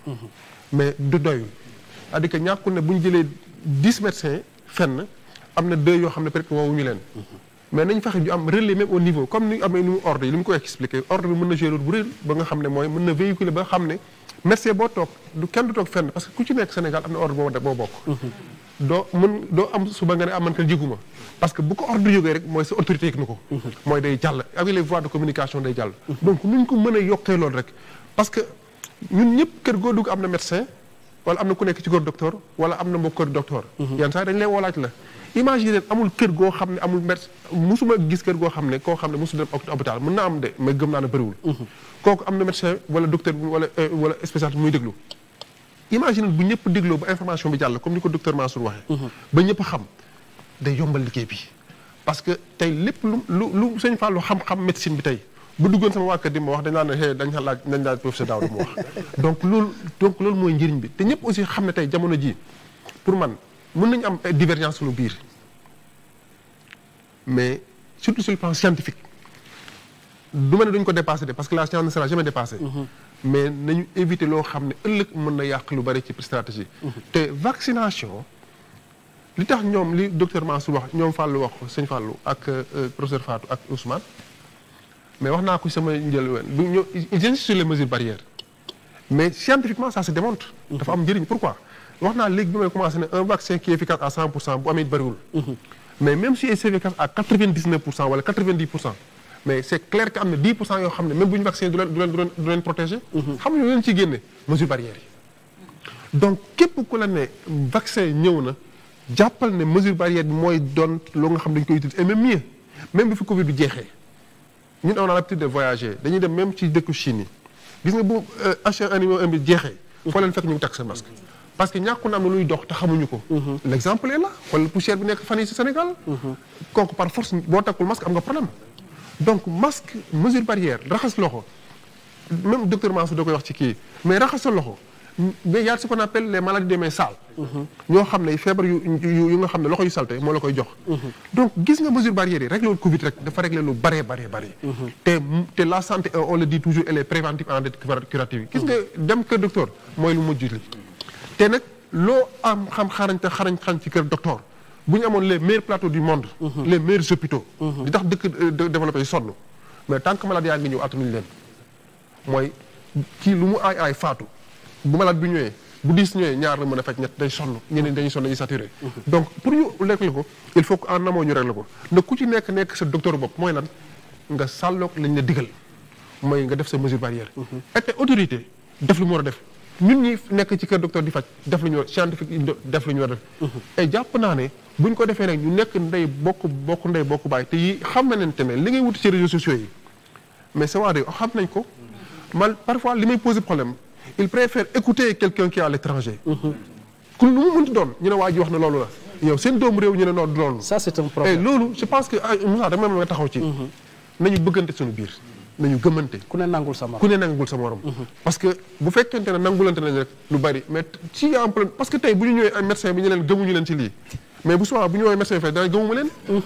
donc nañu nangulante te xam ne fii docteur Sëñ Fallou mais ñëpp xam nañu ne médecin la. am na doctorat mu nga ordre mais yow ki nga gis chirurgien mu sol blouse am ñu ne la professeur la wala docteur wala infirmier la. dara leeru la ci. wala kii wàcc ci avion ñëw ni la am naa information moo war a joxe nu mu gën a gaawee tak il y a urgence. toog sa vidéo créé dugal ci réseau yi ñu ne baax na ñu ne loolu la. nañu mooy c'est-à-dire que pour man ki ñu war a njëkk a gëm te xoo xam ne bu ñu sonnee moom la ñuy déglu.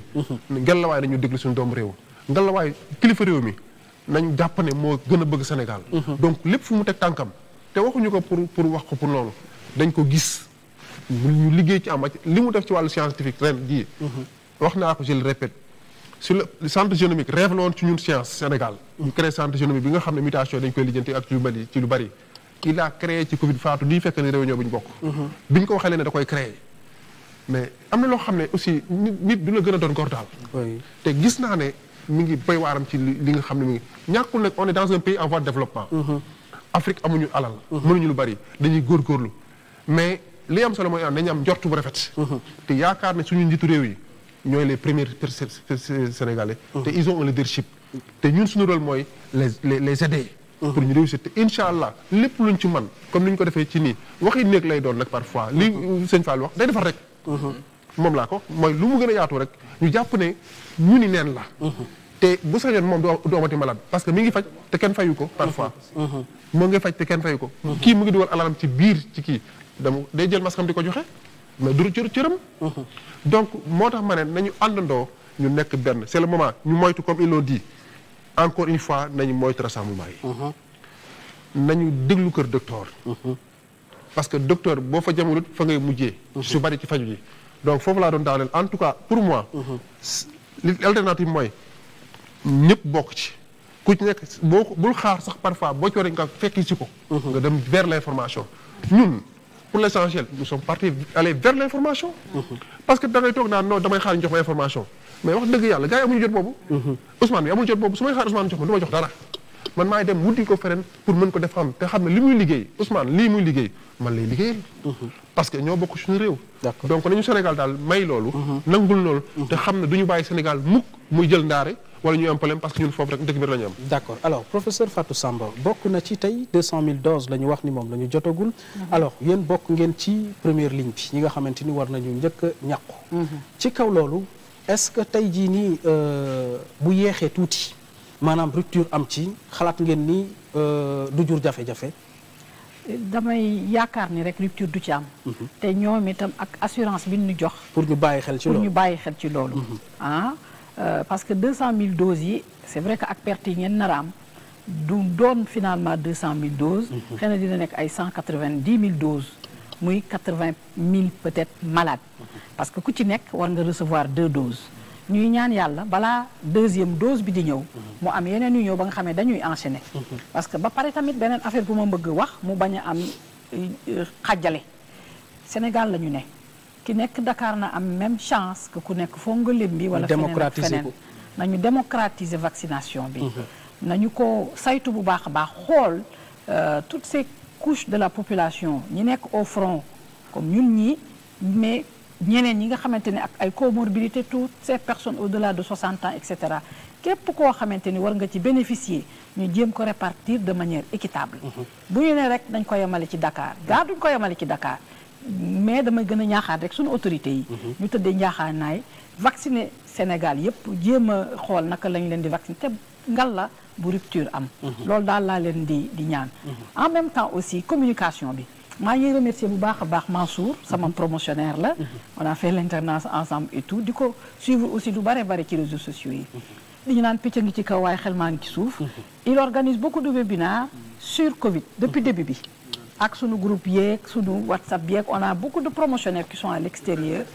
qui voilà ils font un excellent travail ak ñoom Bafay ak ñoom Oumar Gaye toutes ces personnes là qui sont à l'étranger et qui vraiment font ak ñoom Bois Sanogo di def lu baax a baax ci affaire communication bi ak webinaire di former nit ñi ñoom seen xam-xam seen pratique foo ñu ne ak sunu pratique fii lu ci bari léeg-léeg dañuy def confrontation ñuy redresser diagnostic yi entre ñoom lu ñuy def ak suñuy pratique et cetera xëy na looloo tax moom xel maa ngi fi toujours moom mu ngi fi il est avec nous maa ngi ko ci remercier bu baax a baax nga may ma tuuti rek Moussa par rapport ak communication bi c'est important il faut que ñun suñu CTE yi ñu génn vers la population c'est pas seulement que fi nga xamante ni fa la malaatu ko ci nekk c'est pas seulement que ministère muy gérer lépp c'est difficile Ousmane depuis mois de mars noppalu ma ko benn yoon foo affiche am vidéo tout jox nu il sillonne les régions pour def ay affiches def communiqué mais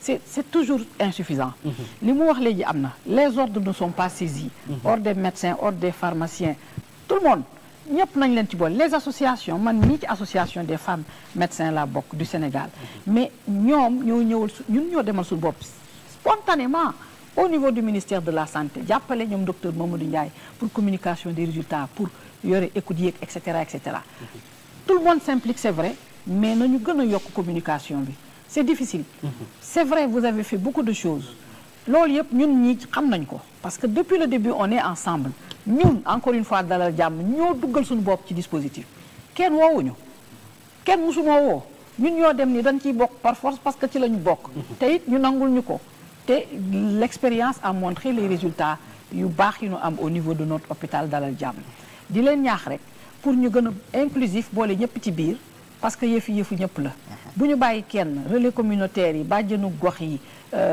ASC association footballeur yi sunu njiitu diine yi xalif yeeg yooyu ñoom bu ñu joxee exemple rek ñëpp ciy topp sànq rek sunu benn ambulancier jiite ma di ko nuyu au passage nee na ma buy sëñ bi ñakku may ñakku loolu la ma wax ma ne kon nag dinaa ni sëñ bi na ñakku yow it nga ñakku mu ne buy sëñ bi naan nanu ñakku ñu ñakku c'est important boo bokkee ci benn communauté bu ko njiit bi def ngay def c'est sûr que man sama ministre bu deekee loxoom ñakku man it danaa ñakku man Fatou Sall ak waa service ba yëpp dana ñakku Fallou dana ñakku ñëpp dana ñakku man daal li mu bëggoon mooy nanu joxe l'exemple nanu communiquer nanu won nit ñi ni lii amul benn problème vaccination yàgg na ci àdduna daaw da wax naka ba nu PEV bi ça fait combien d'années depuis 79 vaccination bu ne ñu ngi koy dugal régulièrement hépatite B dugal nañ koy il y a très très longtemps waxatuñ ko loolu mooy progressé loo àdduna découverte yi chercheurs yi scientifiques yi te duñu jox lu bon. ñoom ak centre génomique bi dañuy gën a faciliter les choses. Heureusement di remercier encore une fois notre président de la République faruma mais dama wax li ma gis. ba ñu invité ci réunion boobu à la date du je pense 9 avril 2020. C'était pour parler de post-Covid. Parce qu'à l'époque anticiper déjà sur les perspectives, ok. Pour anticiper maa ngi ko ci remercier bu baax a baax parce qu'à l'époque il s'est rendu compte lui-même que sunu système sanitaire dafa doy waar. Parce que ñu ci bare. ci Sénégalais ñi am alal yi ku si sa bopp métti da nga daan dem avion ngay jël ñu dem seet la nga daan dellu si waat ñu bàyyi nu fi ñu ñukk. Et on nous avait invité pour parler de post-Covid. ca la ñu nag ba bu ñu dégloo muy Daouda Ndiaye déglu ma man mii ci la accordé pour ñu ubbi centre génomique bi nga xamante incha allah léegi ñu inauguré ko matul at. parce que c'était dans 2 mois. ak greffe de moelle osseuse bi ñu doon laam-laamee temps yii yëpp ñi ci wax. ak polyclinique bi ak polyclinique bu professeur Moussa Seydi. ak principal bi. loolu yëpp c'est un plus pour ñu am ce qu'on appelle la souveraineté médicale. D'accord. am nañ ci droit te dañ ko war a am te ñu ngi ciy gërëm vraiment encore une fois sunu tutelle ministre de la santé sunu président de la République et puis avec notre directeur monsieur Daf qui a toujours voulu nous soutenir pour ñu mën a dem am les coups de franche def lu ñu dama koy tooñ yenn saa yi naan ko l'homme des grands chantiers administrateur hospitalier alors donc docteur Guèye gis nga li nga xamante ni jot nañ ko def Mansour maa ngi ñëwaat ci moom président dégg nañ ko ci discours am d'après fi professeur Fatou Samba jeexalee ci lu jëm ci wàllu système de santé résilience mu ni dootul dugal xaalis tant que réforme amul tey dans les perspectives lan lañ mën a xam ci leçon yi ñu tiré par rapport ak lu jëm ci wàllu wi nga xamante ni moom mooy réforme yi nga xamante ni war nañ ko am ci suñu santé. jërëjëf Moussa ba da nga may rek ma préciser sama gars yi. waaw xëy na ak temps bi ma profité ci tuuti. waaw ma préciser leen pas pour dindi tuuma. mais c'est pour vous dire que xëy na ñoom yëguñu ko mais ñi ngi liggéey ak ordre. xam nga tey à 16h maa ngi woon ci benn webinaire ak ordre des pharmaciens. nga xam ne CT Sarr moo ko organisé docteur Amath Niang président ordre. maa ngi ci woon professeur Mbengue mi ngi ma boole woon keroog mu demal ma mbas mi xam nga donc ñi ngi liggéey ak ñëpp. ordre des médecins docteur Boli mu ngi au niveau du CNG. ordre des kii nu mu tëddee chirurgien dentiste aussi ñu ngi ci. ñu ngi waxtaan et au niveau de l'inter-ordre bi ñu créé woon. fan yi ci gannaaw y a même pas 2 semaines ministre de la santé daf leen convoqué woon. ñëw ñu waxtaan xool nan la ñuy gën a dëgërale suñu diggante. donc ñu ngi liggéey ak ordre yi yëpp kooku amul benn problème et lundi aussi mooy ministre lu mu doon wax dañuy day installer. benn comité de suivi et de contrôle des opérations de vaccination contre la Covid-19 mu war ko installer lundi à 11h ministère de la santé te boobu dina am ay éléments ministère de la santé mais aussi union des élus locaux ci la ñuy bokk secteur privé santé ci la ñuy bokk ak société civile donc muy comité bu am solo nga xam ne dina représentatif pour ñu mën a saytu mooy li ngay daw noonu li ngay ragal équité équité territoriale il faut ñu am ko comme président nu mu ko waxee am nga président keroog bi muy réceptionné dafa wax ne il faut mu am transparence dans la vaccination loolu daf ko wax ministre teg comité bi comité boobu dana saytu xool nan la ñuy def et d'ailleurs demain matin incha allah à 8h30 ministre de la santé dina lancer le déploiement du dispositif des vaccins au niveau des régions pour vous dire que du ñu yem Dakar rek sur le plan communication mooy tey jii la ñu valider ça validation finale plan communication yi nga aspect yi ngeen di wax ni implication des leaders religieux des chefs de quartier des ASC des OCB ñooñu ñëpp ñu ngi ci dañuy ànd ak ñoom ñi liggéey non pas pour ñoom ñi nangu ñàkk leen parce que loolu danañ ko def mais pour ñu def appropriation nekk encore des acteurs de mise en œuvre waaw donc gis nañu parce que Covid bi jàngal nañu lu bare lu bare on a très bien compris que il faudrait que activités yi commencé ci suuf c'est-à-dire c'est la population qui doit porter le message c'est la population qui doit s'approprier de tout donc ñooñu mënoo ko def te jaarloo ci les leaders muy leader d'opinion yi muy leader religieux muy ASC yi parce que tey jii boo xoolee sur le plan territorial amul lu gën a représentatif ASC yi quartier boo dem am na ASC. seen waa koñ lañu waaw gëm. ñooñu boo leen jëlee dënk leen mbir mi day sotti. et boole ci aussi Moussa man su ma ñëwoon sa quartier xamuñu ma yow boo ñëwee taxaw xam nañ la. donc il faudrait yow ñu jox la kaddu gi. yow yaa war a donc loolu moo waraloon ñu teg en place les comités locaux de quartier. quartier boo dem am na benn comité boo xam ne bajjen gox fay nekk ASC bi kii imam bi chef de quartier bi ak nu mu tëddee les jeunes des ASC. ñoom ñoo fay nekk ñoom ñooy créer ñoom ñooy organiser comité local boobu. comité local boobu auparavant ñoom ñoo daan détecter. di waxtaan ak nit ñi nan la ñuy def ci geste barrière mais actuellement dañ leen sas pour ñu sensibiliser nit ñi pour wax leen ni vaccin bi moo fi nekk. vaccin bi mënta dem mënuñu feebar bi mënu fi jóge tant que vacciné wuñu. d'accord léegi buy ñëw ci askan bi vaccin bi gratuit lay doon. incha allah waaw léegi vaccination xam nga vaccination dañuy wax ne introduction vaccin nañ ko tuddee ñun du ñuy wax sa campagne. dañ ne introduction du vaccin contre la Covid-19. xam nga mooy nekk suñ 15e antigène. xam nga PV mu ngi 14 antigène. mooy nekk 15e antigène donc dinañ dem ba mu nekk ci routine. pour que population bi aussi xam ci wàllu PV boobu noonu. ñaq vaccin bi tekkiwul rek piqûre. toqal yi ñu doon voilà am na yoo xam ne toq la bii piqûre la piqûre lay doon. et donc dinañ former tout le personnel. secteur privé ci lañ bokk. dinañ leen former ñëpp xam nan la ñuy vacciner kañ ban waxtu la ñu war a vacciner ak doses yi nan lañ ko defee en plus de ça dañ ko digitaliser. de ce fait boo ñëwee tey boo ñëwee dinañ inscrire jël la recenser la. sa deuxième dose boo koy jël dinañ ko xam nañ kañ lañ ko def donc dinañ ko informatiser pour sécuriser. résilience bi bu ma koy wax. damay wax ne Covid bi quelque part. lu baax la ci lu ñu jot a am comme plateau technique. am na avantage waaw am na avantage. parce que professeur wax na ko li leen président de la république defaral wax dëgg yàlla ak li ñu am ren ci acquisition. en termes d'équipement defe naa man ba ma commencé médecine ba léegi.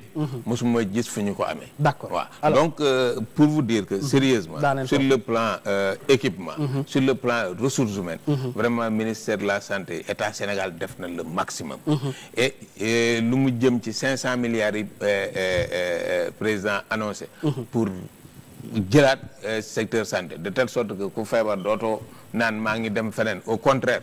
on veut que tourisme hospitalier bi am fii sax au Sénégal te defe naa réforme yi nit ñi xalaat nañ ci ba tënk ko ba war koo jëbbal président de la République pour mettre ko en œuvre. d'accord alors professeur Daouda sur le plan recherche scientifique lan moom mooy taxawaayu tey universitaires yi ngeen doon ak gëstu bi ngeen di am ci dayo yi nga xamante ni moom la àdduna di doxee ak par rapport ak lu jëm ci wàllu surveillance épidémiologique ak yeneen yu xeet yu ni mel tey université ban taxawaay la ci war a mën a am. am na ci taxawaay ba pare. li may wax ñu ngi may seetaan télé ministère ñu ngi may déglu gis nga Covid bi balaa muy ñëw. Sénégal scientifiquement liggéey nañ ci ba pare. ci coronavirus. expliquez. je pense que le 23 septembre 2019 astafurlah 2019 njëkk nañ defee rapport ne y a ce qu'on appelle les zoonoses. mu ngi ci rapportu comité éthique du ministère de la santé li may wax télé laay waxee. ils me suivent ils savent que loolu rapport bi am na. donc scientifiquement pour dire vrai matale wuñu lépp mais ñun xam nañ ne am na laboratoire yoo nga xam ne am na scientifique yoo nga xam ne c'est vrai que science bi recherche bi des na lu bari. à investir c'est pour l'investissement parce que y avait pas grand chose. lu ci bari bitim réew la woon mais tey avec la situation actuelle ak les partenaires parce qu'il faut comprendre que recherche du état moo ko yore. dans les grands états yi dëkk yu mag yëpp. partenaires yi ñoo ci yor ak institutions yi. donc ce qui fait que ñoom am nañu loolu la ñu leen jàppale fii dafa doomawul loolu c'est vrai que boo nee recherche bi dox na ñëpp am na da nga wax loola neex. mais am na loo xam ne tey Sénégal bokk na ci réew yoo nga xam ne tey sur le plan scientifique mën nañu ne ñun kat scientifiquement taxaw nañu. am na lu desoon te également pour dire une chose que scientifique dañuy travailler en réseau en consortium mooy tu n'as pas besoin de faire ce que le Guinéen va faire par rapport à une recherche. bàyyi ko mu def leneen yow nga def leneen donc dans les réseaux on a toujours travaillé comme ça li xew Chine ñun xam nañ ko li xewoon États-Unis xam nañ ko parce que on travaille en réseau dans le cadre de partenariat. amuñu woon lépp nag ci lu bari ça c'est la réalité. mais tey comme je le dis heureusement xaaruñu woon anticiper ñu ci loolu te donc quand le Covid dafa ñëw ñu woon waxtaan yàggoon nañu pour bind protocole ci affaire One Health. ci anticiper ci maladie yi ñëw. mais bu fekkente ne tey te li mu créé li nga xam ne créé nañ ko Sénégal tey avec le président dans le cadre de la Covid. moom moo kii moom ko tous les chercheurs ñoo ko moom. centre pluridisciplinaire en matière de recherche bu nga xam ne même le Guinée tey Sénégal dina ñëw pour def ji ay recherche génétique ay fii la koy defee. loolu c'est-à-dire que bu fekkee am na da nga koy sant yàlla encore une fois du yem ci Covid bi. ci lépp la parce que on prévoit d'autres maladies qui vont venir. donc scientifiquement il y a un grand pas qui a été posé. ça il faut le saluer et encore une fois ñun li ñuy xam. nekkoon nañ ci fu nga xam ne man li ma doon liggéey yëpp États-Unis laa ko doon liggéey. damay dem di ñëw ngay commencer ndànk-ndànk mais boo ñëwee tey je suis très fier et je le dis d'avoir un centre boo xam ne le Sénégal moo ko moom. j'en suis très fier. samay collègues américains dañuy ñëw man leen gars yi ñëw leen fii parce que li ngeen am naa ko. xale yi dootuñu dem fi la ñuy jàngee. te fi la ñuy defee recherche bi donc autonomie boobu te mënoo ko amul benn dëkk booy dem nga am ay recherche institut fépp bu mag ngay am. ak ay satellites yu ndaw. te loolu à partir de ce Covid là le président l'a mis en place. nee naa la fii ak 2 mois incha allah rabbi. universitaires yi dañ ko gis dana commencer fonctionnel. te lépp lu ñu bëgg a liggéey ci wàllu génétique. ci wàllu génomique ci wàllu science bi. mën nañ ko fi liggéeyee. loolu boo scientifique bu amee je veux dire pour man rêve la bu réalisé. ñëpp ko bokk foo may daane nag mooy li ñuy wax affaire vaccin bi encore une fois. ñun ñuy jàngale université. mardi bu ñu nekk dañ naan la épidémiologie bi lan la après ñu ne la lan lay manifesté woo. après ñu ne lan la koy diagnostiquer après lu koy faj après lu koy aar. li koy aar le premier élément c'est la vaccination. bu amul ñu naan nañ ko wuti ji. maintenant fii toll nañ foo xam ne tey loolu aussi chance boo xam àdduna am na ce qui fait que moi je le dis li ko Fatou wax c'est-à-dire que aujourd'hui pour man ay xalaat sax ne dinaa vaccin non man bu ñëwoon tey c'est-à-dire que c'est vrai que am na cible prioritaire il faut le dire. waxuma la man sama njaboot sax dama leen yóbbu ñu vacciné wu. parce que c'est-à-dire foofu lañ toll. c'est-à-dire tollatuñu fu ñu naan bon am na fi les rapports qui ont été fournis ba ministère jot ko. encore une fois scientifiquement noonu lay affaire yi di doxee. da ngay dégg ñu la dëkk tel am nañu tel rapport ñu def ay scientifique comme ni ko docteur Mansour waxee suma camarade Mansour. li mu expliqué ci wàllu télé yi mais ñun ki xam nga gisuñu ko. mais moom gis na ko xam na ko dañ ciy tënk ko. loolu mooy li nga xam ne moom dañ ko war a tënk c'est-à-dire que bañ a nag déglu li nga xam ne encore une fois nit ki bàyyil ko li mu xam mu def ko. man bu ñëwoon tey. encore une fois wax na te moom civil prioritaire waxuma la man sama njaboot sax ñoo dem ñu ñëw vaccin te fu naa leen nit ñi sax ñu jël ñu parce que ñun ñoo war a ñëkk au devant ba nit ñi xam ne ñii kat caaxaanuñu. d'accord pour ñu xam ne li ñuy def xam nañ ko. maintenant l'autre élément ñu xam ne ce sera surveillé. ñoom ñii dañ koy def ñun dañ koy def. on va surveiller la vaccination. par rapport à la pharmacovigilance. parce que bu nee pharmacovigilance ça revient au pharmacien ça va à tout. ci médicament bi.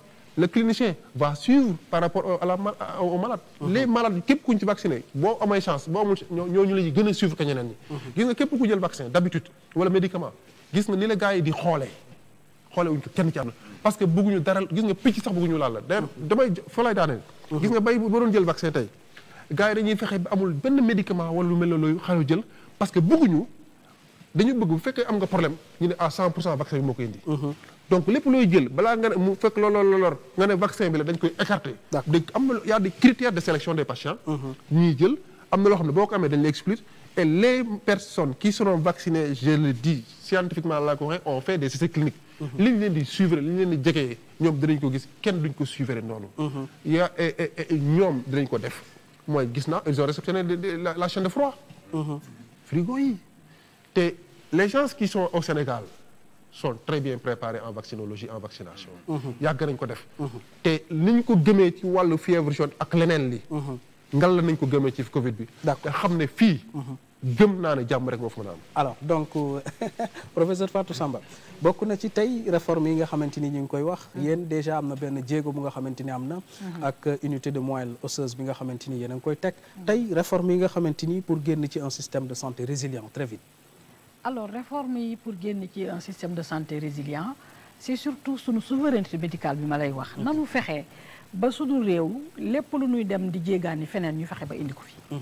première chose te di ci remercier nag bu baax a baax également sunu tutelle parce que comme je l'ai dit à l'entame de mon propos Dalal Jàmm était livré sans plateau médical. sans rien. On s'est débrouillé pour équiper tant bien que mal. avec nos partenaires et cetera. ba commencer faf Covid bi ñëw. lii dama Ousmane doon tooñe tout de suite nii effectivement Covid bi ñun gis nañ ci suñu bopp. ñun ci gisee suñu bopp sama gars yi danañu mer. yeneen hôpitaux yi. ça nous a permis de démarrer suñu hôpital correctement. ça nous a permis d'avoir notre IRM. ça nous a permis d'avoir nos scanners. Ça nous a permis d'avoir des lits neufs. Ça nous a permis d'avoir du matériel de biologie. Je salue au passage le professeur Abibatou Sall qui dirige le laboratoire de biologie et qui fait d'énormes choses par rapport à diagnostic biologique Covid yi. Parce que ci diagnostic boobu moo ñu tax ñu am une prise en charge adaptée à la carte. D'accord. Loolu moo waral résultat yu baax yu ñu am. Képp ku ñëw dalal jàmm defal nañ la bilan biologique boo xamante ni ñu xool bu fekkee ni yow diabétique nga boo xamul woon ñu def prise en charge par rapport ak yow sa terrain. bi nga ne amaana xamoo woon da nga hypertendu wala da nga diabète. Ok. Pour vous dire que ni Covid bi entre guillemets c'était un mal nécessaire. Résilience bi ngay wax c'est vrai on fait tout pour que sunu système sanitaire soit résilient. mais ngal la ñun suñu bopp ñun les acteurs de la santé. ku ci nekk ca la nga yëngu nga góorgóorlu def effort ba mu gën a xarañ. ku ci ne na nga xarañ ci sa ca la nga yëngu. man loolu mooy sama conseil bi may jox. D'accord. Ministère d'accord ils sont là ils nous soutiennent mais ñun it suñu bopp ku ci ne sa spécialité. nga la defar ko développer ko ba nga xamante ni kenn du la ëpp xam-xam ci fenn. man à chaque fois j'ai l'habitude de le dire saa yu may évacuer benn malade di yóbbu Maroc ak yooyu dañ ña ma fay fekk samay élèves lañ. dañ naa ma professeur lan nga fiy def damay ruus. buñ demee ba nag sunu njiitu réew xam ni ñii ils sont qualifiés dañ leen di jàppale ci li ñu ne. ci seen spécialité ku ci ne la nga bëgg yow bëggal rek. défends ton projet. ñu daal di la ci jàppale nga développer réew parce que li mu wax on est des purs produits du système sénégalais. kenn defu fi privé. école primaire la nu jànge man champ de course laa jànge ca suuf sa. ba université. fayalun ma. donc ma ci gërëm bu baax a baax vraiment encore une fois sunu président.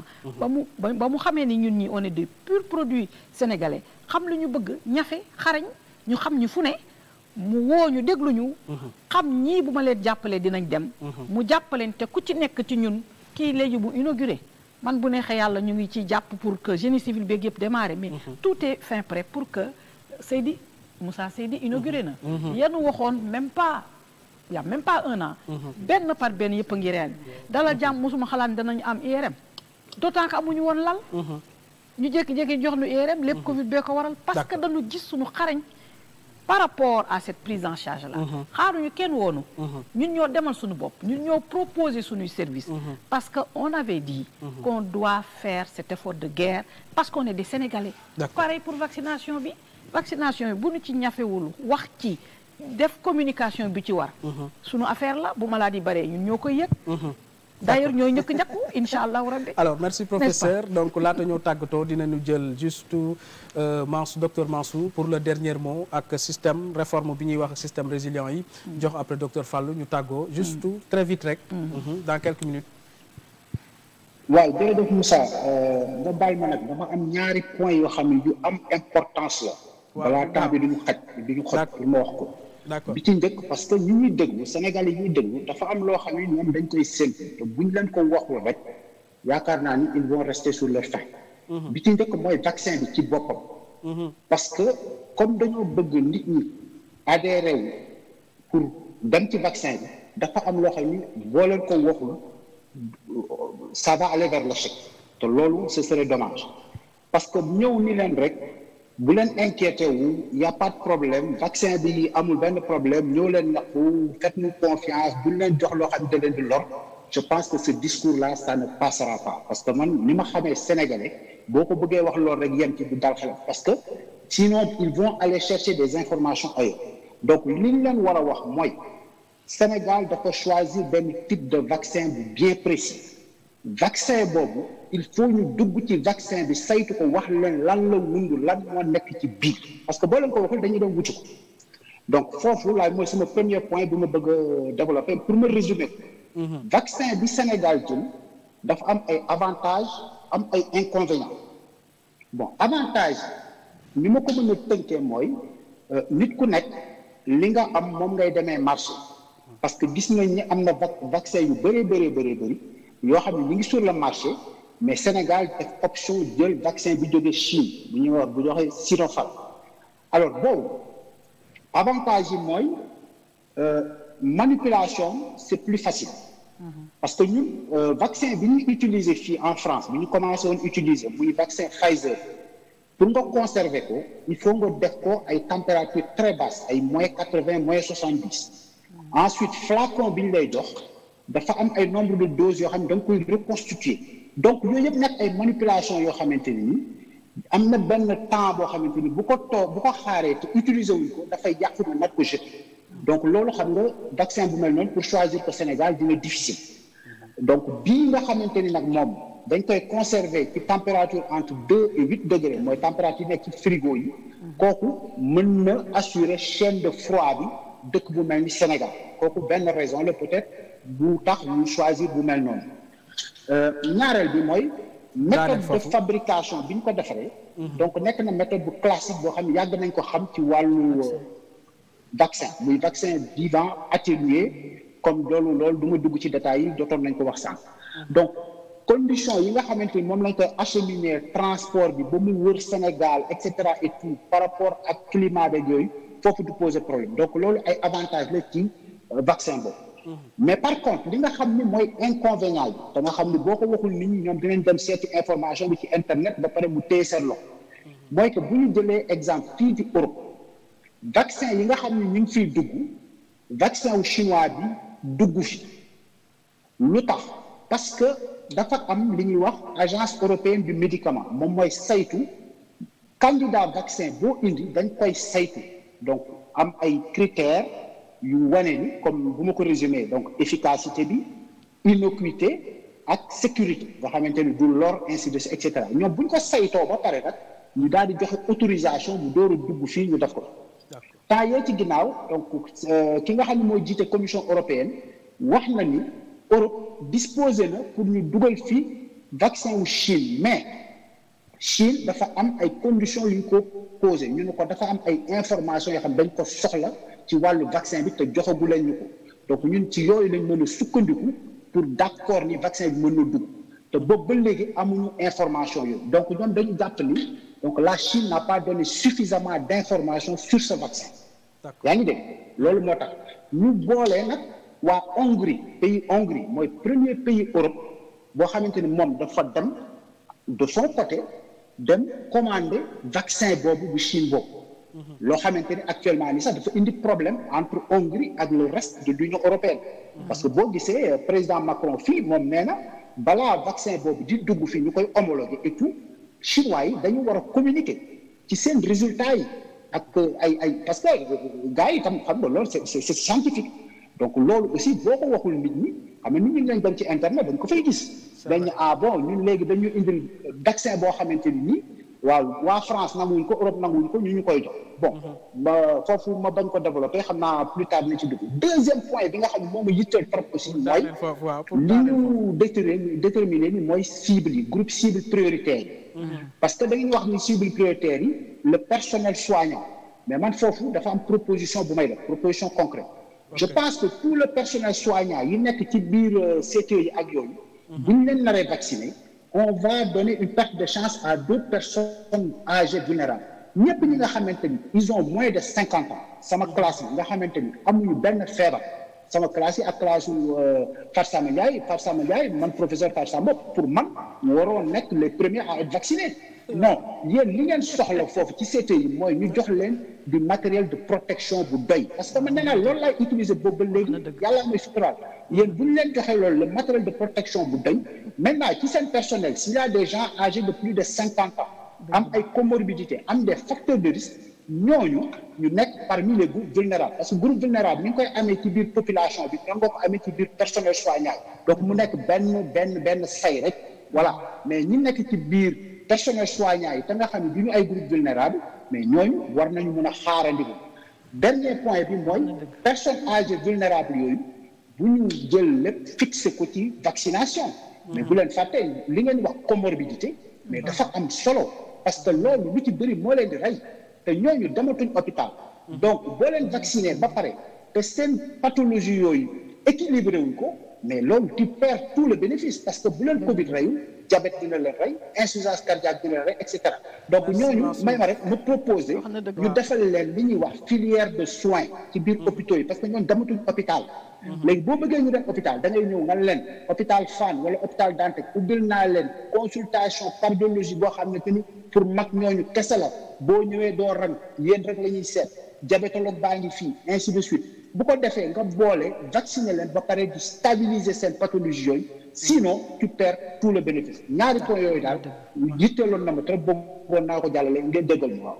am na solo docteur Mansour Diouf tout un plaisir te ñi nga toogal ñëpp di say naataango ñoom it partagé na lu ñuy mel donc di ko sant di ko gërëm depuis Bordeaux France fi nga xamante ni fa la nekk te tey yaa ngi monté garde foofu mais malgré tout yaa ngi ak ñun accompagner ñu te xam naa ni ci yeneen séance aussi dinañu dellu partagé waat ak yow parce que Sénégal ñor na la te ñii nga bokkal tamit Sénégal ñor na leen noonu la ñuy def donc docteur Sëñ Fallou juste 1 minute 2 minutes rek pour ñu tàggatoo parce que donc jotaay bi ñeen ñi ñëpp kenn ku ci nekk daanaka yëkkati nga sa kàddu bi farankulaayu ci réforme bi rek juste 1 minute 2 minutes. Réforme sanitaire bi. waaw réforme bi moom lu war a mën a nekk la parce que on ne peut pas faire du nouveau sur de l'ancien. te je crois que li ñu war a njëkk a def avant ñu réformer lenn moo ñu créer le code de la santé publique au Sénégal wala ñu yeesal ko parce que code boobu su ma juumul amul.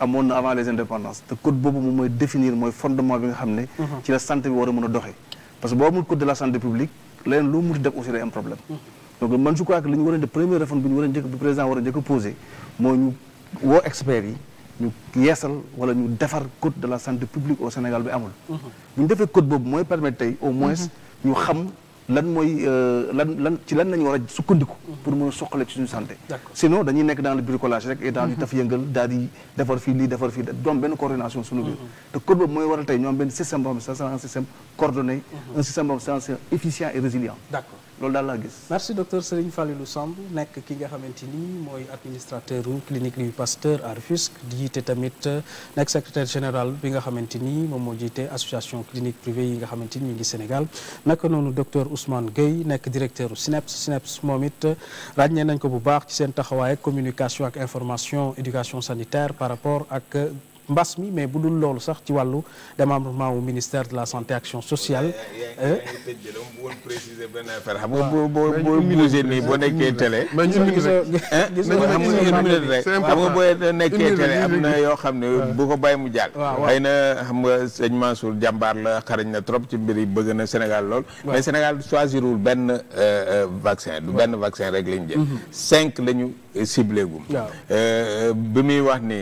ci la bokk Sinopharm ci la bokk Pfizer ci la bokk Sputnik ci la bokk AstraZeneca ci la bokk d'ailleurs boobu dinañ am ci 3 millions de doses à peu près bu war a ñëw donc du benn genre la ñuy jël 5 la ñu tablé yooyu yëpp dinañ jóg waaw loolu foog ñi alors professeur 50 secondes rek on fait pour dire que rek comme on a dit c'est-à-dire que ñu xam ne encore une fois li ñu toll mooy vaccin bi prochainement ñu xam ne vaccin comme médicament la ku leen ne 100% d'effet secondaire am du am gëm naa ne am na lu waxu la lépp ñu listé leen ko rek képp ko nga xam ne ministère da koy vacciné ñu diiral ko ne ko lii mooy possible effet secondaire yi nga xam exactement lan moo li ciy am leneen li mooy ñu xam ne encore une fois comme ni mu ñu remercier Mansour il y a beaucoup de personnes qui travaillent dans les régions ils le font bénévolement c'est important de les remercier il est là Mansour il le fait il y a ce qu'on appelle moi je le suis il y a docteur Boubacar Signaté il y a docteur Amadou Sow il y a même des jeunes communautaires comme Souleymane Sey il y a des leaders politiques qui sont pas comme le professeur Mary Teuw Niane donc ce sont des personnes à féliciter à remercier et tous les Sénégalais du manière générale merci encore une fois professeur Daouda honneur bi donc professeur Fatou Samba moom it jàmbaar la muy def liggéey bi am solo kon mbokk yi ñu sant leen gërëm leen ci waxtu wi bëggoon nañu xëy na lu gën a yaatu ak ci yeneen pàcc yu nga xamante ni mënoon nañ ci dugg di gërëm équipe technique bi nga xamante ni àndaloon nañu ak ñoom ci seen xarañteeg seen taxawaay ba lépp mën a yemb waaye lépp dellu su ci 2STV di benn équipe ngir gën a mën a taxaw ci jamono ji waxtaan ak askan wi ci kanam tuuti di ngeen am seen émission confrontation ak Bijou Ngoné kon mbokk yi ñu sant leen gërëm leen jërë ngeen jëf